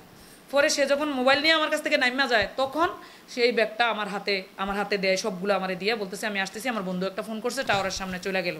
কিন্তু আমি জানতাম না যে আমার ব্যাগের ভিতরে এরকম কিছু একটা, এরকমভাবে আমাকে ফাঁসাবে, আমি জানি না। আমি চিন্তা করছি হয়তো সে আসলেও ভালো হয়ে যাইব, তার বাচ্চা আমার পেটে, আমার প্রতি তো আর মনে হয় না কোনো ক্ষোভ ফিরেকশন থাকবে। যদি সে এক পর্যায়ে ভালো হয়ে যায়, তাহলে মামলাগুলো উঠাই দিমু, আপোষ দিয়ে এফিডেভিট দিয়ে মামলা উঠাই দিয়ে সে বিদেশে চলে যাব। আমার আগে 2টা বাচ্চা আছে, এখন যেহেতু কনসেপ্ট এটারে নিয়ে আমি আল্লাহরে ডাইকাম, নামাজ পড়াম, 4টা ডাইল ভাত খামু, যাক ভালোভাবে কোনো রকম জীবনটা কাটাই দিই। আমার তো আর কোনো ওয়ে নাই যে কোথায় যাব, আমার তো যাওয়ার মতো কোনো জায়গা নাই, যাবোই বা কোথায়। আমি মনস্থির করে ফেলছি যে আমি সুন্দরভাবে বাকি জীবনটা কাটাবো আল্লাহরে ডাইকা। এমন অবস্থায় সে আমার যে হাতে থাকা যে ব্যাগটা, পার্সটা, এই পার্সটাও সে চেক করছে। কে? এসআই জামাল, কান্দিরফার ফাঁড়ির এসআই জামাল চেক করছে। চেক করে সে 2টা চেন চেক করছে, চেক করে বাকি চেন চেক করে নাই। পরে সে ফোন লাগাইছে। এটা তো ফিটিং কেস, এটা বুঝতেছি, আমিও বুঝতেছি, আপনারা সবাই যারা শুনবেন তারাও বুঝবেন। সে এটা ফিটিং দিছে, মান্নান ফিটিং দিছে যে মহিলারে ধরবা, সে আমার ব্যাগের ভিতরে 20 পিস ইয়াবা ট্যাবলেট দিয়ে দিছে, একটা খামের ভিতরে, হলুদ খামের ভিতরে ট্যাবলেট দিয়ে দিছে। পরে সাব ইন্সপেক্টর যে জামাল চেক করে ব্যাগের ভিতরে কিছু না পাইয়া সে ব্যাগটা আমারে রিটার্ন দিছে, সব শপিং আমারে রিটার্ন দিছে। দিয়া সে কোথায় একটা ফোন লাগাইছে, ফোন লাগাই বলতেছে ভুল ইনফরমেশন, কিছু নাই, কিছু পাওয়া যায় নাই। পরে আবার ওই পর থেকে তারে যাকে ফোন দিছে সে বইলা দিতেছে যে আমার যে ব্যাগটা, এই ব্যাগের চেনের ভিতরে। পরে সে লাইনটা কাইটা দিয়া কান্দিরফার ফাঁড়ির জামাল বলতেছে আপনার ব্যাগটা আমাকে দেন। পরে আমি বলতেছি ব্যাগটা আপনাকে কেন দিব, এতক্ষণ তো আপনি সার্চ করলেন, সব কিছু পান নাই, কাকে ফোন দিয়া বললেন যে নাই কিছু, তো এখন আবার বলতেছেন যে এই ব্যাগটা দিতে। যদি ব্যাগের ভিতরে কিছু থাকে, তাইলে আমার মুখে মুখোশ পরা ছিল, মুখোশটা টান দিয়ে খুলে ফেলছি। আমি আর স্থির থাকতে পারি না, এমনি অসুস্থ, কিছু খাই নাই, আগের রাতেও কিছু খাই নাই, সারাদিন কিছু খাই নাই, দিনের 2টা 2:30 বাজে, কড়া রুদ্র, কঠিন অবস্থা। আমার কলজা মানে দপদপ দপদপ করতেছে, মনে হয় যে আমার প্রাণটা বাইরে হয়ে যাবো। তখন আমি মুখোশটা টান দিয়া বোরকার খুললা ফালাই দিয়ে আমি বলছি যদি আমার ব্যাগের ভিতরে কিছু থাকে তাইলে আপনি ঢুকাইছেন, এতক্ষণ তো ব্যাগটা আপনার হাতে ছিল। তখন পুলিশের সাথে আমি কড়া তর্ক শুরু করছি, এই যে জামালের সাথে, এসআই জামালের সাথে। পরে জামাল ভয় পেয়ে গেছে আমার কথা প্রতিবাদ শুনে। পরে সে যে সালাউদ্দিনের বিপরীতে যে ওষুধ মার্কেটের থেকে লোকজন নিয়ে আসছে, সালাউদ্দিনের ক্যাশিয়ারে নিয়ে আসছে। দেখেন মহিলা কি বলে দেখেন আমরা ইনফরমেশন পাইছি, মহিলার ব্যাগে, মহিলার ইয়াতে আছে, মহিলা ইনফরমেশন পাইয়ে হারে চেক করতেছে, সে আমার উল্টা ভাষায় দিতেছে। পরে সে আমার কাছ থেকে ব্যাগটা নিচে নিয়ে চেন, লাস্টে যে 3 নাম্বার যে জিপারটা, এটা খুললে দেখে একটা খাম আছে, ওই খামটা না, সরি 3টা খাম, 3টা খামের ভিতরে আমরা ছিঁড়া ফালায় সাদা পেপার, ব্ল্যাঙ্ক পেপার ঢুকানো বাস দিয়া খামের ভিতরে, এটাতেও নাই। আরেকটা পেপার খাম খুলছে, এটাতেও কিছু নাই। আরেকটা খাম খুলছে, ওইটা টিপা দেখে কোনার ভিতরে একটু শক্ত লাগে, ওইটা খুললে দেখে ওইটার ভিতরে এই যে আপনার নীল কালারের একটা প্যাকেট, আর ট্যাবলেটগুলো হচ্ছে গোলাপি, ছোট ছোট দানা গোলাপি কালারের, এরকম একটা প্যাকেট পাইছে। বলতেছে প্যাকেট পাইয়া প্যাকেটেতে এগুলো খুলে গুনতেছে, বলতেছে 20 পিস ইয়াবা ট্যাবলেট আছে। এই কথা বইলা সে বলতেছে আপনি রিক্সা থেকে নামেন, সিনজিতে ওঠেন, আপনারে আমরা কিচ্ছু করব না। আমি বলতেছি আমি সিনজিতে উঠবো না, আপনি ওসি স্যারের ফোন দেন। তখন রব স্যার ছিল, ওসি স্যার, রব স্যারের সাথে আমার দেখা হয়েছিল গ্যাপে। তো আমি ডিটেলে অল্প সময়ে আমি বাচ্চা 2টারে নিয়ে আমি রব স্যারের কাছে আমার বিস্তারিতটা বলছি। ওই যে ওর যে আমার নারী শিশু 817 মামলা, 817/2015, ওই মামলার যখন সে ঢুকছিল ভিতরে, তখন আমি রব স্যারের সাথে দেখা করছিলাম থানায় এসে। তখন আমি বলছি ওসি স্যারের ফোন দেন। পরে ওসি স্যারের ফোন দিছে। ওসি স্যারের ফোন দেওয়ার পরে এই কান্দিরপাড় ফাঁড়ির ইনচার্জ ছিল নুরুল ইসলাম, কালো কইরা লোকটা, মুখের মধ্যে একবারে কালো স্পট টট আছে এরকম, নামটা হইল নুরুল ইসলাম। তখন সে আমারে সিনজিতে উঠায়, বলতেছে ফাঁড়িতে যেয়ে কথা বলবেন, কোনো সমস্যা নাই, আপনি অসুস্থ, প্রেগনেন্ট, আপনি আপনি টেনশন করেন না, আসেন, আপনার কিচ্ছু হবে না। আমি কি আপনি আমার কি করবেন? আমি বলতেছি আপনি আমার কি করবেন? আপনার কি করার ক্ষমতা আছে? আমার 14 গোষ্ঠী একটা সিগারেটও খায় না। আমার 14 গোষ্ঠীর আমার কি এরকম কোনো অতীতে এই ধরনের কোনো রেকর্ড আছে কিনা ব্যাকগ্রাউন্ড খুঁজা বের করে আপনি বিয়ে করেন না। আমার এই মুরগি চুরির মামলায় আপনি আমার ফাঁসি দিতে পারবেন না। আপনি কত টাকা খাইছেন তাই বলেন, কত টাকা খাইয়া আমাকে ধরছেন তাই বলেন। এই কথাগুলো আমি বলতেছি, তার সাথে তর্ক করতেছি। বলতেছে আপনি আমাকে এই ধরনের কথা বলবেন না, আপনি ফাঁড়িতে আসেন, ফাঁড়িতে এসে ওসি স্যারের সাথে আপনি কথা বললেন, সমস্যা নেই, আপনাকে সুযোগ দেওয়া হবে। পরে ইনচার্জ ছিল নুরুল ইসলাম, পরে আমাকে কান্দিরপাড় ফাঁড়ির 4 তলায় নিয়ে বসাইছে। বসানোর পরে আমার আইনা ঠান্ডা পানি দিছে, তারপরে চিকেন বিরিয়ানি আইনা দিছে খাইতে। খাওয়ার যায় না, আমি ঠান্ডা পানিটা খাইছি। খাওয়ার চেষ্টা করছিলাম, আমার বমি হয়ে গেছে। এই পরে ওসি স্যারের রব স্যারের ফোন দিতে বলি, ওই যে নুরুল ইসলাম ইনচার্জ, হে দেয় না, বলতেছে আপনার আত্মীয় স্বজনের ফোন দেন, আপনার আত্মীয় স্বজনের ফোন দেন। কিন্তু আমার মেয়ে দুটা স্কুলে, দিনের বাজে 3টা-4টে বাজে গেছে, বৃহস্পতিবার 2টা বাজে ছুটি হয়ে যায়। আমার মেয়েগুলা কোথায়? গর্ত তালা মারা বাড়িতে, সাবিত মান্নানের কাছে। আমার মেয়েগুলার টেনশনে আমি পাগল হয়ে মানে ছটফট করতেছি। তখন আমি ওই যে মাসুদ মান্নানের ঘনিষ্ঠ বন্ধু, কাছের লোক, মাসুদ সবচাইতে ক্ষতি করছে বেশি এই মাসুদ কুবুদ্ধি দিয়া। মাসুদ আমার থেকে টাকা পয়সাগুলো নিছে, একসাথে মিলা মাসুদ আর হইলো হাশেম, এই 2 ব্যক্তি আমার মানে সংসার জীবন ধ্বংস করা, লাইফ ধ্বংস করা, সব কিছুর মূলে এই মন্নানের সাথে জড়িত ছিল হাশেম আর এই মাসুদ। এই 2 ব্যক্তি, হাশেম হইল বাড়ি বলরামপুর, পিতার নাম সায়েদ আলী সম্ভবত, তার হাশেমের পিতার নাম সায়েদ আলী, বলরামপুর। আর মাসুদের বাড়ি হচ্ছে দনপুর। মাসুদের বাবার নাম হচ্ছে সম্ভবত মালেক সর্দার, এরকম দনপুর। সে বিএমপি করে এই মাসুদ।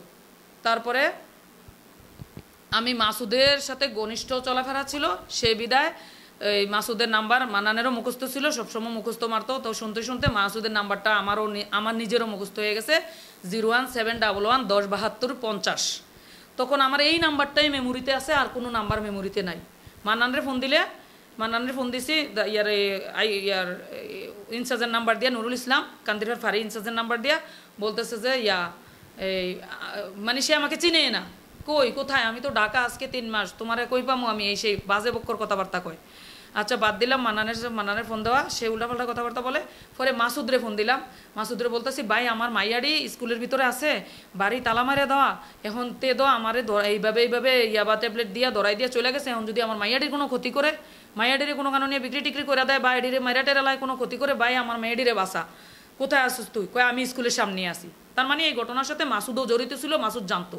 বলে যে আমি স্কুলের সামনে আসি, তো ঢুকতেছি, আমি গেটে ঢুকতেছি, তোর মেয়েরার জন্য আমি সিঙ্গারা কিনছি, সমোসা কিনছি। তাহলে আমি বলার আগে ও আমার মেয়েদের জন্য সিঙ্গারা সমোসা কিনছে, কিনা হাতে লইয়া রাখছে। তাহলে মাসুদ আমার মেয়েদের জন্য সিঙ্গারা সমোসা আগে থেকে কেন কিনবে? যদি মাসুদ এই ঘটনা না জানে, আমারে ইয়াবা দিয়া ধরাই দিবে এই ফিটিং কেসের সাথে মাসুদও জড়িত ছিল, মাসুদ জানতো।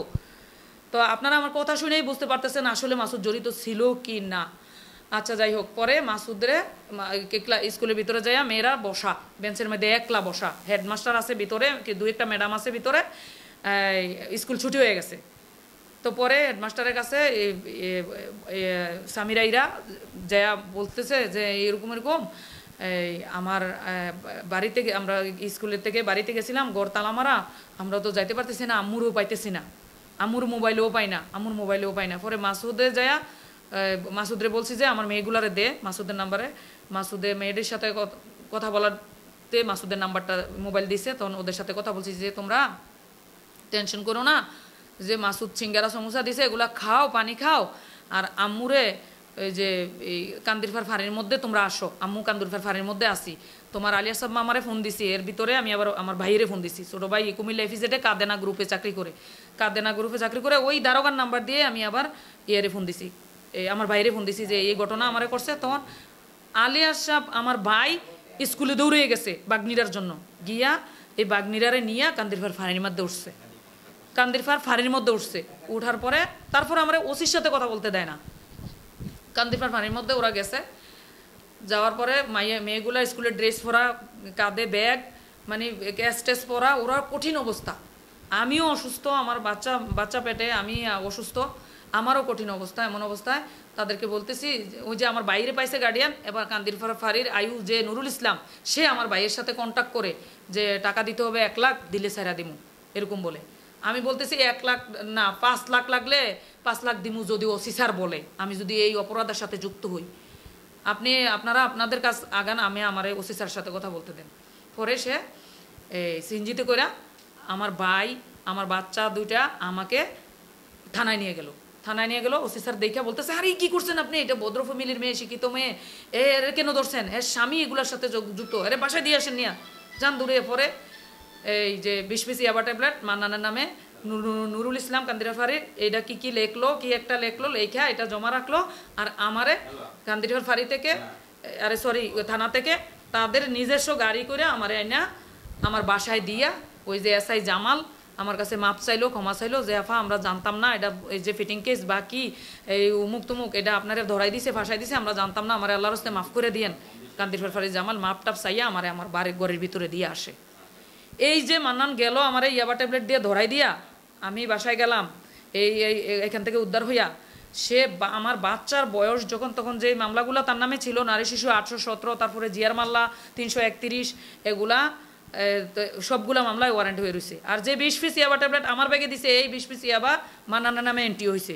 কি হয়েছে জানি না, এটা এইভাবে লেখা রাখছে, কিন্তু আমি তো এগুলোর সাথে জড়িত না, আমার ছেড়ে দিছে। তো মান্নান ঢাকা গিয়া এই ঘটনা করে ঢাকা গেছে, যে যখন আমার বাচ্চাটা মনে সিজার হয়েছে, 4 মাসে পেটে দিয়ে গেছে বাচ্চা, 8 মাস 17 দিনে সিজার হয়েছে। আর হয়েছে যে সে বাচ্চার বয়স যখন 13 মাস, সে তখন এই যে এলাকার লোকজন নিয়ে গভীর রাতে আমার বাড়িতে আবার আইসা তারা বলতেছে যে আগের 2টা বাচ্চা হেরা বাবার ভালোবাসা পায় নাই, এখন যেটা হয়েছে এইটাও বাবার ভালোবাসা পাইতো না, এখন তার তো শিক্ষা হয়েছে, তে তো এতদিন বাইরে ছিল, তুমি মামলা মোকদ্দমা যা আছে এগুলা আফুস কইরা, এফিডেভিট কইরা জান মিয়া দেখি। আপনি জানেন না আমার মাথার ভিতরে 153টা স্টিচ কথা বললা যায়, কথা বললে আপনি কোন কথা আমি কইতাম না, ফোন এটা সাইলেন্ট করেন। কোথায় গেছি কথা বলতে বলতে আমি নিজেও তো বললাম যে আমার মাথার ভিতরে 153টা স্টিচ। আমি বাচ্চার বয়স যখন 13 মাস, তখন বাচ্চা তারা আপোষের প্রস্তাব দিছে যে একটা বাচ্চা, আগের 2টা বাচ্চা এটা বাপের ভালোবাসা পাইলো না, তে এরকম করে তোমার সংসারটা ভাঙলো। এখন যে তার যে বাচ্চাটা হয়েছে এটাও বাপের ভালোবাসা পাইতো না, এখন তার শিক্ষা হয়েছে, তে তো এতদিন বাইরে ছিল, এখন মামলাগুলো আপোষ দিয়া, এফিডেভিট দিয়া তারে গড়ান্না তোলো, তে ভালোই গেছে, তে ওনা গাড়ি চালায়, লরি গাড়ি চালায়, ভালো টাকা কামাই করে সুন্দরভাবে সংসারটা করো। তখন আমি কি করব, আমি হাও বলি না, নাও বলি না, আমি নীরব। তখন তারা একের পর এক আসতেছে বুঝাইতেছে। এখন আমি যাব কোথায়, এদিকে বাড়ির রাস্তার জায়গাটা কেনার জন্য বাপ ভাইয়ের থেকে 4 লক্ষ টাকা আইনা দিয়ে রাখছি, বাপের বাড়িতেও জায়গা নাই, এইখানেও থাকতে পারবো না শান্তি মতো। এখন তারে আপোষ না করাইলে তে আবার কোনো অকারেন্স কি করায় কিনা, এখন 10 জনে বলতেছে 10 জনে দায়িত্ব নিবে আমার। এবার যদি মান্নান কোনো অকারেন্স করে, তাইলে মান্নান রে নিজের হাতে বিচার করব। এখন কি আমি 10 জনরে মানবো না, নিজের কথা শুনবো না, কি করবো? আমি কিং কর্তব্য বিমূঢ় হয়ে গেছি এই মুহূর্তে। এক পর্যায়ে আমি মামলাগুলো এফিডেভিট দিয়া তারে গড়ে উঠাইছি, আপোষ দিয়া গড়ে উঠাইছি বলতে যেই দিনে মামলাগুলো এফিডেভিট দিছি, আপোষ করছি, সেদিন সে এই যে অঙ্গীকারনামা দিছে, অঙ্গীকারের কাগজপত্রগুলা ওই যে রিকল জমা দেওয়ার জন্য থানায় আসছিল, আমি ওয়াশরুমে গেছিলাম, তার হাতে ফাইলটা দিয়া ওই যে আপোষনামা হয়েছে না, যে কোর্ট এফিডেভিট হইয়া মামলাগুলো যে উঠাইছি, ওই মূল কাগজগুলো নিয়ে ও পালাই গেছে আমারে বাথরুমের ভিতরে রাখা। সে আমার বাসায় আসে নাই, বাথরুমের ভিতরে রেখে পালাই গেছে। আমি বাথরুমতে বাইরে দেখি আমার ফাইলটা আছে, ফাইলের ভিতরে কোনো কাগজপত্র নাই। পরে যারা ছিল গণ্যমান্য ব্যক্তিরা, শরীফ, ইদুমিয়া, মনিরুল ইসলাম, মোহন, তারপরে হচ্ছে যে আপনার তার বোন আনোয়ারা, তার মা চন্দ্রবান বিবি, তারপরে হয়েছে যে আপনার আরেকজন ছিল কি জানি নামটা ভুলে গেছি, রফিক, রফিক ড্রাইভার, রফিক তার ওস্তাদ, তারা নাকি এই বেডা ড্রাইভিং শিখেছে, তারা ছিল উক্ত মামলা আপোষের সাক্ষী হিসেবে তারা ছিল। তো তারা সাক্ষী হিসেবে ছিল। পরে আমি বাসায় এসে আমার বাচ্চাটার বাসায় রেখে গেছি, কোর্টের ভিতরে মামলা 2টা আপোষ দিছি, 2 কোর্টে দৌড়াদৌড়ি কইরা, মানে আমি টায়ার্ড, বাচ্চাটাও এদিকে দুধ খায়, দুধের শিশু, দৌড়ে আইসা আমি আগে আইসা বোরকা টোরকা খুললা বাচ্চারে দুধ খাওয়াইছি। দুধ খাওয়ানোর পরে তার ওই যে যারা ছিল তাদেরকে ফোন দিছি, শরীফ এর ভিতরে প্রধান হইল হাজি শরীফ। এই ঘটনার খল মূল নায়ক, আপোষ করানোর মূল নায়ক ছিল হাজি শরীফ, আপোষের মূল নায়ক ছিল হাজি শরীফ, আপোষ করানের। এই হাজি শরীফের কল দিলাম যে দেখ ভাই, তোর তো তে সম্পর্কে আমার দেবর, তার মানানের আফন যেটা তো ভাই, যে তুই যে তোর কথায় এত কিছু করলাম, করার পরে যে তোরা যে কোর্টে এফিডেভিট দিলি, আপোষনামা করাইলাম, এই কাগজগুলো নিয়ে তো তোর ভাইয়ে চলে গেছে। এবার হাজি শরীফ যাইয়া তার মা চন্দ্রবান বিবি, তার বোন আনোয়ারারে মানে খুব প্রেশার দিছে যে তোরার জন্য এখন আমরা সহ জেলে ঢুকতাম, কারণ আমরা সাক্ষী হইয়া সিনার্থ হইয়া আপোষ করাইলাম, বুঝাইয়া শোনাইয়া, এখন তোর ভাইয়ে আপোষের কাগজনামা পত্রের মালিক হইলো সে বাদী, তোর ভাই যদি ভবিষ্যতে কোনো উল্লাফাল্লা করলে তাহলে এগুলো শো করবে সে, আর যদি ভালো থাকে শো করার দরকার নাই। তো এই কাগজগুলো তোর ভাইয়ে নিয়ে চলে গেছে। এরপরে তারে কল দিছে তার মায়, তার বইনে, তার শরীফ, যে তোর মানে এমন করবো হুমকি টুমকি দিছে। দেওয়ার পরে সে চলে গেছে ফেনী থেকে গাড়ি থেকে নাইমা ব্যাক করিয়া চিটাঙে যাইব গা, ফেনী পর্যন্ত চলে গেছে। এই কাগজগুলো আইনা আমার বারান্দা দিয়া আমার বাসার ভিতরে ডিল মেরা ফালাই দিয়া সে চলে গেছে। এই ছিল তার সাথে আমার আপোষের মানে সুফল পরিণাম, সে আমার এইটুকু দিছে উপহার। তারে মামলা মোকদ্দমা উঠাইয়া ঘরে আনার পরে সে আমার এই পরিণাম দিল। মোকদ্দমা যেদিন উঠাইছি ওই দিনের উপহার ছিল এটা। এরপরে সে বাড়িতে আসে না, ওরা গাড়ি চালায়, ঢাকা চট্টগ্রাম লরি চালায়, টেলার চালায়, বাড়িতে আসে না। একদিন হঠাৎ করে বাড়িতে আসছে, আয়সা আমার হাতে টাকা দিছে 1500, আসছে বাড়িতে। আমি রান্নাবান্না করছি, খাইছে লইছে ভালো, বাচ্চারে আদর করছে, গোসল করাইছে, মানে বাচ্চার সাথে ভালো বিহেভ করছে, আমার সাথেও ভালোই ব্যবহার করছে। যা হয়েছে সামির আম্মা আমার মাফ করে দাও, আমি নেশা টেশা খাইয়া আসছিলাম, আমার মাথাটা ঠিক আছিল না, তুমি রাগ করো না, বা যা হয়েছে আমার মাফ করে দাও, এরকম বলে সে একবারে সাধু, এসছে বালা মানুষ জগতে আছে কিনা সন্দেহ আছে, এরকম ব্যবহার করতেছে। এমন অবস্থায় সমস্ত মামলা মোকদ্দমা উঠাই দিছি, তার নামে কোনো মামলা নাই, সে দুধের দোয়া, সে বিদেশ গেলেও পারে, দেশে থাকলেও পারে, এমন কন্ডিশন তারে করে দিছি। এই অবস্থায় আপনার 6/9/2018 তারিখে, 18 সালের আপনার 9 মাসের 6 তারিখে ভোর 6:30টায় এমনি বাড়িতে আসা যাওয়া করতেছে। ইদানিং যাওয়ার সময় অনেক সময় আসে, আইসা বাড়িতে গোসল করে খাইয়া দেয়া, আবার গাড়ি নিয়ে জায়গা, আবার ঢাকা যাওয়ার সময় পাম্পে গাড়ি রেখা বাসায় আসে, আইসা গা গোসল ধুইয়া খাইয়া দেয়া, আবার সে গাড়ি নিয়ে যায়। ভালোই 2-3 মাস ভালোই ছিল, মামলাগুলো মোকদ্দমাগুলো উঠানের 2-3 মাস ভালো চলতেছে। ঠিক 3 মাসের মাথায় 6/9/2018 সে দিনটা কি বার ছিল আমার সঠিক খেয়াল নাই, সম্ভবত মঙ্গলবার ছিল। তো উনি আমার কারেন্ট বিলের লাস্ট ডেট ছিল ওই দিন।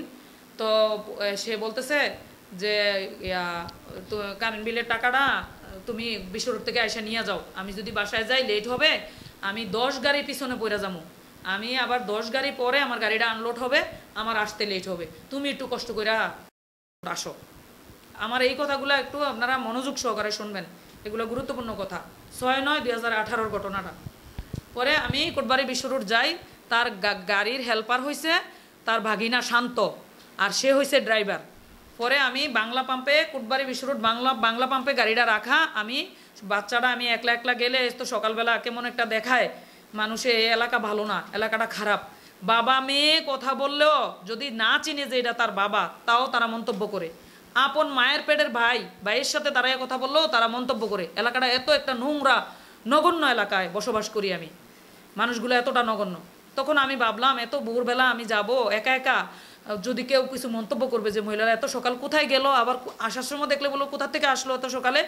এই জন্য আমার ঘুমের যে বাচ্চাটা, তার যে সন্তান উম্মেসাবা নূর, 19 মাস বয়স, এই বাচ্চাটারে আমি এই বোরকাটা পইরা ঘুমের ঘুরে কাঁধে নিয়ে নিলাম, কাঁধে নিয়ে বাচ্চাটা সহ নিয়ে আমি কোটবাড়ি বিশ্ব রোড গেলাম তার গাড়ির কাছে। যাওয়ার পর দেখি যে ও গাড়িতে নাই, ওর বাগিনা আছে। ওর বাগিনা শান্ত বলতেছে, মামানি আপনারে বলছে গাড়িতে উইটা বসতেন, পাম্পে দাঁড়ায় থাকলে মানুষে খারাপ মন্তব্য করবে। তা আমি কীভাবে গাড়িতে উঠবো, সাবা ঘুমাই আছে এখানে, কয় আমারে ওরে আমার কাছে দেন। এবার ও আমার কাছ থেকে বাচ্চাটা নিয়ে গাড়ির সিটের মধ্যে শোয়াই দিছে। এবার ও আমার হাত ধরছে, হেল্প করছে, এই আমি লরির ভিতরে উঠছি, উঠা যাইয়া বসছি। বসার পর দরজা লাগাই দিছে গাড়ির, অনেকক্ষণ বসে রয়েছি, ওর কোনো খবর নাই। তো 7টায় হলো আমার মেয়ে সামিরার প্রাইভেট, 8টায় হলো ইরার প্রাইভেট। আমি বাসা তালা মাইরা দিয়ে বাইরে দিয়ে 3টা তালা মাইরা দিয়ে চলে গেছি। বাইরে একটা টিনের গেট ছিল, ওই টিনের গেটে তালা মারছি, আবার যে রুমের ইয়াতে বাসার বিল্ডিংয়ের যে গেট, ওই গেটেও তালা মারা। তখন 2 তালা খুললে তো ওরা প্রাইভেটে যাইতে পারবে না। এদিকে 7টা 8টা বাজে যাইতেছে, ওরা প্রাইভেটের টাইম চলে যাইতেছে, মান্নান আসতেছে না। এরপরে ইয়ারে বললাম, শান্তরে বললাম, শান্ত তোর মামারে ফোন দে, সামিরার প্রাইভেট আছে, ইরার প্রাইভেট আছে, ওরা প্রাইভেটে যাবে। এতক্ষণ বসে থাকলে, এতক্ষণে তো 103 বার বাসায় যাই আমার টাকাটা দিয়ে আসতে পারতো। তুই তো পারতি আমার দৌড় দিয়ে টাকাটা দিয়ে আসতে, আমারে কেন নিয়ে আসলি এখানে? তোর উদ্দেশ্য মতলব কি? আমি জায়গা এই কথা বলে আমি গাড়ি থেকে নামা দিছি। বলে দেয় না না, এর ভিতরে কোত্থেকে যেন মান্নান আসছে। আইসা টাস করে গাড়ির ডালা খুললা, ড্রাইভার যেদিক দিয়ে ঢোকে এদিক দিয়ে ঢোকিয়া বসা, গাড়ি স্টার্ট করে বেঁকে নিয়ে ঘুরাইয়া ওই যে কোটবাড়ি যে মুখটা, ওই মুখে দিয়া টার্নিং লইয়া ঢাকার দিকে ঘুরাই ফেলতেছে গাড়ি। আমি বলতেছি, সামিরা ইরার প্রাইভেট আছে, তুমি আমারে ঘুরাইতেছো কেন? আমার এইখানে নামাই দাও। তুমি এতক্ষণ কোত্থেকে আসছো? আমারে তো এইভাবে এনে হ্যারেস করার দরকার ছিল না, এনে বসাই রাখার। মাইয়াগুলা প্রাইভেটের টাইম চলে যাইতেছে, টাকা দাও আর টাকা দিয়ে আমার এনে নামাই দাও। এবার কয় কিরে কথা বেশি কয় রে, কই আর লরির যে লিভারটা ছিল শান্তর পায়ের নিচে, ওর হাতে স্টার্টিং। শান্ত যে হেল্পার যেখানে বসে, হেল্পারের পা যেখানে রাখে, পায়ের জায়গায় ছিল লরির লিভারটা। ওই লিভারটা হাতে নিয়ে সে আমার মাথার ভিতরে ড্যাম ড্যাম করে 3-4টা ফিটা দিছে। ফিটা দিতে মাথাটা ফাইটা, ওই যে মাথা কাটা ছবিটা দেন, মাথাটা এই ড্যাম ড্যাম ফিটা দিছে। দিতে আমার হয়েছে, এই যে মাথা ফাইটা এইভাবে রক্ত পুরা শরীর, আমার গা বৃষ্টির মতো ভিজা যাইতেছে রক্ত ফইরা। বাচ্চাটা পুরা রক্তে একবারে মাখা হয়ে গেছে। বাচ্চাটারে নিয়ে গেছে, তার বাগিনা কোলে করে নিয়ে রাখছে। আর ও গাড়ি চালাইতে আছে, ওর বাম হাতে হইলো লিভারটা, ডান হাতে হইলো স্টার্টিং। সে সামনের দিকে গাড়ি চালায়, পিছন দিয়ে এইভাবে আমার মারে। আমি পড়ে গেছি পিছনে, লরির পিছনে মানুষ ঘুমানোর মতো একটা সিট আছে লম্বা, ওই সিটটার মধ্যে বালিশও আছে, ওইখানে আমার শোয়াই দিয়ে সে ডান হাতে তার স্টার্টিং, বাম হাতে হইলো এই যে লিভারটা দিয়ে এলোপাতারি পিটায়। তখন আমি বাঁচার জন্য আমি এরকম হাতটা দিছিলাম, এই যে আমার হাতটারে 3-4টা ভাঙ্গা দিছে, এই যে এই হাতটা ভাঙ্গিয়ে ফেলছে। পরে এই পিটাইতে মারতে সে আমার দাউদকান্দি শহীদনগর পর্যন্ত নিয়ে যায়। পরে আমি সেন্সলেস হয়ে যাই। সে আমার দাউদকান্দি শহীদনগর এই ইয়াতে রাস্তার মাথায় সোনালিয়ার জুট মিলের বিপরীতে আমি মারা গেছি নিশ্চিত হইয়া, সে আমার রাস্তার পাশে ফালাই দেয়। তখন হালকা আমার সাউন্ড শুনি, শরীরটা একটা জিং দূরা পৃথিবী থেকে মনে হয় যে আমি এখনই চলে যাবো। আমি মনে আল্লাহর কাছে সাহায্য চাইছি, যতটুকু ভিতরে এলেম ছিল, দোয়া কলমা যতটুক ফরার অটুক ফরছি। আর আল্লাহর কাছে কইছি যে আল্লাহ, আমার সন্তানেরা তো মনে হয় আমার লাশটাও দেখবে না, হয় সে গাড়ির চাকার নিচে ফেলাই দিবে, আর নয় ব্রিজের থেকে ফেলাই দিবে। আল্লাহ, তুমি তো হজরত ইনুস আলাইহিস সালাম রে মাছের ফেডে রাখছো, আল্লাহ তুমি আমার রক্ষা করো। আল্লাহ, শেষ ভিক্ষাটুকু আমি আল্লাহর কাছে চাইছি, আমার প্রাণ ভিক্ষা। আল্লাহ আমার ডাক শুনছে। আমাকে যখন আমি মারা গেছি নিশ্চিত হয়ে তার থেকে শর্ট করছে, ব্যাটারি থেকে পায়ের ভিতরে শর্ট করে যে যখন আমার লড়াচড়া নাই বা কোনো করি না, তখন মাথাটা মাথায় এইভাবে ফাটা একবারে, এদিকে মাথাটার ভিতরে আমার 153টা স্টিচ আছে, হাত ভাঙ্গা, মাথা ভাঙ্গা, পুরো গাও রক্ত মাখা। সে আমার এইভাবে দৌড়া নিয়ে রাস্তার পাশে যখন জোপের পাশে ফালায়, তখন আমাদের highway SP sir, Comilla highway SP sir ডাকা যাইতেছে। স্যারের গাড়ির সামনে পড়ছে আমার বডি। তখন স্যারে দাউদকান্দি শহীদনগরের পিছনে হইলো গরিপুর হাইওয়ে, সামনে হইলো দাউদকান্দি হাইওয়ে। তখন স্যারে দাউদকান্দি হাইওয়েতে ফোন দিছে, গরিপুর হাইওয়েতে ফোন দিয়ে 2 থানার লোক আসছে। 1 থানার লোক আসে তারে ঘটনাস্থল থেকে অ্যারেস্ট করছে, তার বাগিনা পালাই গেছে, বাচ্চাটার সহ অ্যারেস্ট করছে তারে। আর আমার চিকিৎসার জন্য কুমিল্লা মেডিকেলে নিয়ে আসে, অ্যাম্বুলেন্সে করে পুলিশে এই কুমিল্লা মেডিকেলে নিয়ে আসে আমাকে চিকিৎসা করে। এটা হলো 6/9/2018 তারিখের ঘটনা। তারপরে সেই থেকে আমার ছোট ভাই এই ঘটনায় বাদী হইয়া আমার ছোট ভাই উক্ত মামলা চলমান, কোর্টে আদালতে চলমান, বিচারাধীন অবস্থায় আছে। মামলা নাম্বার GR 360/18 দাউদকান্দি। এই মামলাটা বিচারাধীন অবস্থা আইয়ু সাক্ষী দিয়ে দিছে, ডাক্তারের প্রসেস পাঠাইছে, ডাক্তার সাক্ষী দিতেছে না, এই জন্য মামলাটা রায় হইতেছে না। এই অবস্থায় মামলাটা আছে।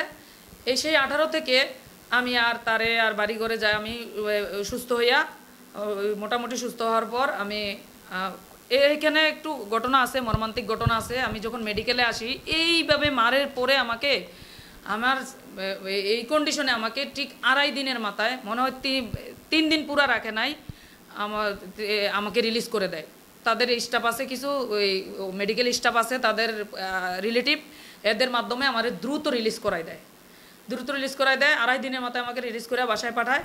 বাসায় পাঠাইলে পরে আমার বমির সাথে ব্লাড টেলাট আসছে, বাসায় গিয়া মানে আবার অসুস্থ হয়ে পড়ি। পরে আবারও আমাকে মেডিকেলে ভর্তি করাইয়া 13 দিন চিকিৎসা দেয়। চিকিৎসা দেওয়ার পরে আমি বাসায় যাই। এমন অবস্থায় পরে হাতটা তো ভাঙ্গা, হাতের অপারেশন করা লাগবে, হাড্ডি ভেঙে গেছে। পরে এই মেডিকেলে ভর্তি করাইয়া সিরিয়াল ধরেয়া করতে, হাত অপারেশন করাইলে অনেক দিন লাগবে। তবে তখন আমার আত্মীয় স্বজনেরা, ভাই বোনেরা সিদ্ধান্ত নিল যে প্রাইভেটে দ্রুত করাই ফেলবে, নাইলে পছন্দ হয়ে যাইব। হাতটা জঘন্যভাবে ভাঙছে। পরে কুমিল্লা মেট্রোপলিটন মডেল হসপিটালে ভর্তি করে আমার হাতের অপারেশন করায়। এই অবস্থায় এই থেকে সুস্থ হইয়া আমি আমার বাড়িতে আমার 3টা কন্যা সন্তান নিয়ে বসবাস করতেছি সেই 18 সাল থেকে। এরপরে তার মতো করে থাকে, মামলার মতো করে চলে, আমি আমার মতো করে থাকি। এর মাঝে আমি আমার বাবার বাড়ি থেকে যে সম্পত্তি পাই, বা আমার বাবা হজে যাওয়ার আগে দিয়া আমারে কিছু টাকা পয়সা দেয়াতে আমার বাড়িটা ছিল একতলা করছিলাম আমি। পরে এই বাড়িটারে আমি দোতলা সম্পন্ন করি, 18-র পরে দোতলা সম্পন্ন করে দোতলায় একটা ইউনিটে আমি থাকি, আর একটা ইউনিট ভাড়া দেই, আর নিচতলা পুরোটাই ভাড়া। তো এইটা দিয়ে আমি আমার চলার একটা আয়ের একটা উৎস হচ্ছে আমার বাড়ি ভাড়াটা। তো আমি বাচ্চাগুলারে নিয়ে কোনো রকম জীবনযাপন করতেছি, সুন্দর থাকতেছি। ও ওর মতো করে থাকে, ও আমার বাড়িতে ঢুকে না, আমি ওর বাড়িতে ঢুকি না। এমন অবস্থায় তার নামে ওই যে সে যে বাচ্চার খোরপোশ দেয় না, পারিবারিক আদালতে তার নামে মামলা করছি। ওই মামলা ডিগ্রি হয়েছে যে সে আমাকে এককালীন 9 লক্ষ টাকা দেওয়ার, সে এটার বিরুদ্ধে আপিল করছে। আপিলও রায় হয়েছে আমার পক্ষে যে আমাকে 11 লাখ সামথিং টাকা দিয়ে দেওয়া, প্রতি মাসে টাকা দেওয়ার, 5 করে 10,000 টাকা দেওয়া। তো এই টাকাও সে দিচ্ছে না। তো এই মামলা রায় হয়ে আছে। আর হচ্ছে যে আমি আমার মতো করে আসি, আমার বাড়িতে বাচ্চাদেরকে নিয়ে চলি, বাড়ি ভাড়া পাই, বাচ্চাদেরকে নিয়ে থাকতেছি, চলতেছি। 18, 19, 20, 21, 22, 23, 24, 24-এ আইসা এই যে দাউদকান্দি জিআর 360 মামলা ডেটে আমি যাই, একটা ডেটে যাওয়ার পরে জজ সাহেব বলতেছে, তার উকিল বলতেছে যে স্যার এই মামলাটা একটু জটিলতা আছে, কি যে এই মামলাটার তারা স্বামী স্ত্রী, একটা বাচ্চা আছে স্যার, যেন মানে এরকম করে তার উকিলে গাউনি দেয়। পরে স্যারে জজ সাহেব বলতেছে যে আপনার কি সে এখনো আপনার স্বামী আছে? কিসের স্বামী স্ত্রী আপনারা? কেমন স্বামী? আপনাকে মারা গেছেন নিশ্চিত হইয়া আপনারা বস্তা মুখবন্দি করে নিয়ে আপনাকে দাউদকান্দি শহীদনগর রাস্তা হাই রোডের পাশে ফালাই দিল, তারপরে সে আপনি স্বামী দাবি করে কি করে? কিসের স্বামী স্ত্রী? পরে এক পর্যায়ে আমি তার এই যে আপনার এই 16/4/2024 তারে ডিভোর্স করে দেই। বাস, তার সাথে ডিভোর্স হয়ে গেছে আমার। আমি ডিভোর্স করার পরও আমি আমার মতো করে থাকতেছি, চলতেছি। ইতিমধ্যে যে 5 তারিখে, 5ই আগস্ট না, এটা হলো 5 তারিখে এই যে আমার যে মেয়েরা ওই যে 5 তারিখে 5টার দিকে, বিকাল 5টার দিকে ওরা ওই যে প্রধানমন্ত্রী শেখ হাসিনা চলে যাওয়ার পরে যে একটা উল্লাস সব জায়গায় চলতেছিল, এই অবস্থায় আমার মেয়ে দুইটাও টাউন হলে গেছে। তা 4 তারিখেও তারা যে আপনার ইয়াতে ছিল, ছাত্রদের সাথে ইয়াতে ছিল। তো আপনার মিছিলে ছিল, যে পুলিশ লাইনে যে মারামারি হলো, ওই মারামারির ভিতরে ওরা মোটামুটি একটু আহত হয়েছে। পরে এক পর্যায়ে তারা ছিল, ওই আটকা ছিল পুলিশ লাইন একটা বিল্ডিংয়ে। পরে আমি ওই যে এডিশনাল এসপি যে কামরান স্যারের কল দিছিলাম যে আমার মেয়ে দুইটা অমুক বিল্ডিংয়ে আটকা আছে, একটু এদেরকে উদ্ধারের ব্যবস্থা করেন। পরে 4 তারিখে স্যারে তাদেরকে উদ্ধার করে আমার বাসায় পাঠাইছে। পরে তারা তো বিজয় মিছিলে অংশগ্রহণ করার জন্য পাগল হয়ে গেছে, যে না শুনছে যে শেখ হাসিনা পালাইছে, তারা পাগল হয়ে গেছে বিজয় মিছিলে যাওয়ার জন্য। তখন 5 তারিখে তারা 5টার দিকে তারা চলে গেল টাউন হল মাঠে, দুনো বোন। আমি পিচ্ছিটা নিয়ে বাসায় আছি। এমন অবস্থায় আমি টিভি সাইরা সংবাদ দেখতেছি, আর কি করবো, আমি একলা বাচ্চা নিয়ে বাসায় আসি। এমন অবস্থায় তারা বেশি লেট করে নাই, 7টার দিকে তারা বাসায় ঢুকে গেছে। আমার বড় দুইটা মেয়ে মেয়ে বড় দুইটা, বড়টা হচ্ছে ইংলিশ ডিপার্টমেন্টে অনার্স সেকেন্ড ইয়ার, আর মেজোটা হচ্ছে যে আপনার এবার এইচএসসি পাস করছে, মেডিকেল অ্যাডমিশনের জন্য পড়াশোনা করতেছে। এরা দুইজনে বাসায় ঢুকছে 7টার দিকে, যে আম্মু এই যে শহরের লাইট কারেন্ট বন্ধ করে দিছে, এই জন্য তাড়াতাড়ি চলে আসছি, কোনো লাইট জ্বলে না, আর তাছাড়া ওই যে বাহার সূচি বাড়ি পুরাটোরা এই সমস্ত কথাগুলো বলতেছে। এর ভিতরে ওরা আমার বাড়িতে মানে অনেকজন লোক নিয়া, মান্নান, সৈয়দ, শান্ত, পারভেজ, এগুলা আয়সা, মানে আর অনেকগুলো আছে, এগুলার নাম জানি না, চিনিও না। আয়সা আমার নিচতলা গেট কোবাইয়া ভাঙছে, ভাঙ্গিয়া ভিতরে ঢুকছে, ভাঙচুর করছে, দোতলা গেট ভাঙ্গিয়া দোতলায় ঢুকছে, 3টা দরজা কোবাইয়া কাটছে, কাইটা ভিতরে ঢুইকা আমাদেরকে কঠিনভাবে মারধর করে কোবাইয়া একবারে মানে কঠিন বিবস্ত্রভাবে আমাদেরকে মারধর করছে। মারধর করে আমাদেরকে এক কাপড়ে, মানে গায়ের কাপড়টাও সুস্থ স্বাভাবিক ছিল না, এমনভাবে আমাদেরকে কোবাইছে, মারধর করছে। সেই কোবের ছবি আছে, সব কিছু যথেষ্ট ডকুমেন্ট আছে, ওগুলা সাবমিট করা হবে। আর হচ্ছে যে আমাদেরকে এইভাবে এক কাপড়ে 5 তারিখে বের করে দেয় বাড়ি থেকে বের করে দেয়। বের করে দেওয়ার পরে অজ্ঞাত সিএনজি ড্রাইভার আমাদেরকে কুমিল্লা মেডিকেলে নিয়ে আসে, ঘুরাইয়া ফিরাইয়া সোজা নিয়ে আসতে চাইলে তারা আক্রমণ করবে। ওই যে আপনার দিয়া দনপুর দিয়া, বলরামপুর থেকে দনপুর দিয়া ওই কোন জায়গা দিয়ে ঘুরাই নিয়ে আসছে। নিয়ে আসা মেডিকেলে আমার হাত ভাঙিয়ে ফেলছে, ডান হাতের এই জয়েন্ট সুইটা গেছে, কোনুর জয়েন্ট সুইটা জ্বলতেছে আর ব্লাড পড়তেছে। তখন ওই যে সিএনজি ড্রাইভারে গামছা দিয়া হাতটারে পেঁচাইয়া আমার এইভাবে দিয়ে দিছে যেন ব্লাডটা না পড়ে। তেমন অবস্থায় হসপিটালে এসে হাত প্লাস্টার কইরা আমরা মানে মেডিকেলে সবাই, আমার মেয়েরারও কোবাইছে, 3টারে, ছোট বাচ্চাটা যে তার যে সন্তানটা, তার যে বাচ্চাটা, এইটারও কোবাইছে, কঠিনভাবে কোবাইছে, কাজ ভাঙ্গা দিয়া, থাই ভাঙ্গা দিয়া ওরে গাইয়াইছে, মারছে, হাতে একটা পিঠা দিছে, ওর হাড্ডিও ফাইটা গেছে হাতে।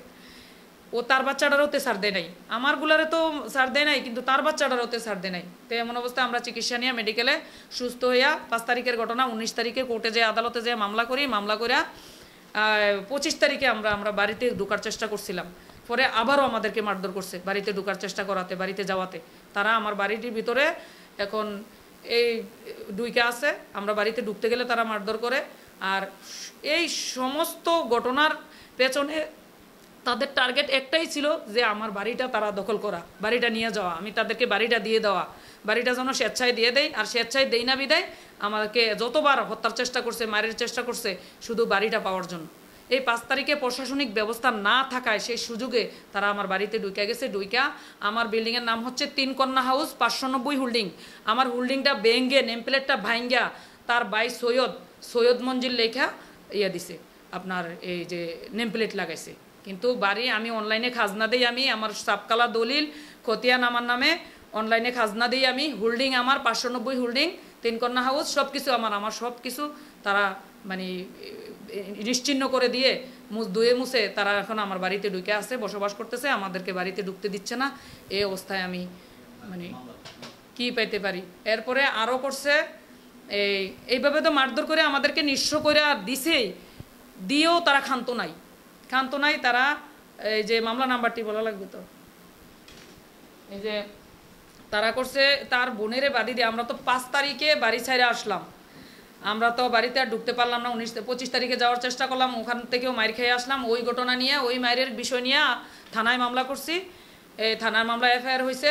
তারা কোর্ট সিলিন্ডার করে আবার দিব্যি বাড়িতে বসবাস করতেছে, তারা বাড়িতে আছে, আমরা বাড়িতে ঢুকতে পারতেছি না। এমত অবস্থায় তারা একই ডেটে 2টা ঘটনা দেখাইয়া তার বোন আনোয়ারা বেগম আনুরে বাদী কইরা একটা মামলা করছে। মামলা নাম্বার হচ্ছে 1222/24, 22 তারিখের ঘটনা দেখাইয়া 22 তারিখে আমি, আমার মেয়ে, আমার ভাই বোনেরা মিল্লা তার বাড়িতে কাশীনাথপুর ঢুইকা তাকে মারধর করছি বইলা একটা মামলা দিছে। তার স্বর্ণগয়না চুরি করে আনছি, টাকা পয়সা আনছি, এরকম বইলা এই যে একটা মামলা দিছে, এই একটা মিথ্যা মামলা দিছে। এটা অলরেডি এসপি স্যারের কাছে আমি গেছিলাম এই বিষয়টা নিয়ে, এটা মানে মিথ্যা মামলা প্রমাণিত হয়েছে। এখন আরেকটা মামলা করছে সেম 22 তারিখের ঘটনা দেখাইয়া তার ভাগ্নি, বড় বোনের মেয়ের জামাইরে বাদী কইরা সুমন মিয়া, এই যে সুমন মিয়ারে বাদী কইরা যে একটা মামলা করছে। মামলার মধ্যে লিখছে যে 2015 সালে আমি তার থেকে 12 লক্ষ টাকা নিছি তাকে বিদেশ নিব বইলা। আমার 14 গোষ্ঠীর ভিতরে কেউ বিদেশ থাকে না, আর তাছাড়া আমি তাকে বিদেশ কিভাবে নিব, ইতালি নিব কইয়া তার থেকে 12 লাখ টাকা নিছি। সে আমার এই সই জালিয়াতি কইরা, নকল কইরা, যে আমার সিগনেচার নকল কইরা আরেকটা মামলা করছে। স্টামের ভিতরে আমার সই নকল কইরা মামলা করছে। আমি তার বাগনি জামাই থেকে 12 লাখ টাকা নিছি, এই কথা বললে মামলা করছে। 2টা মিথ্যা মামলা করছে বর্তমানে আমাকে পেরেশানি করার জন্য। একটা করছে বরুড়া থানায় আর একটা করছে কোতোয়ালি থানায়, একই দিনের ঘটনা দেখাইয়া, 22 তারিখের ঘটনা দেখাইয়া।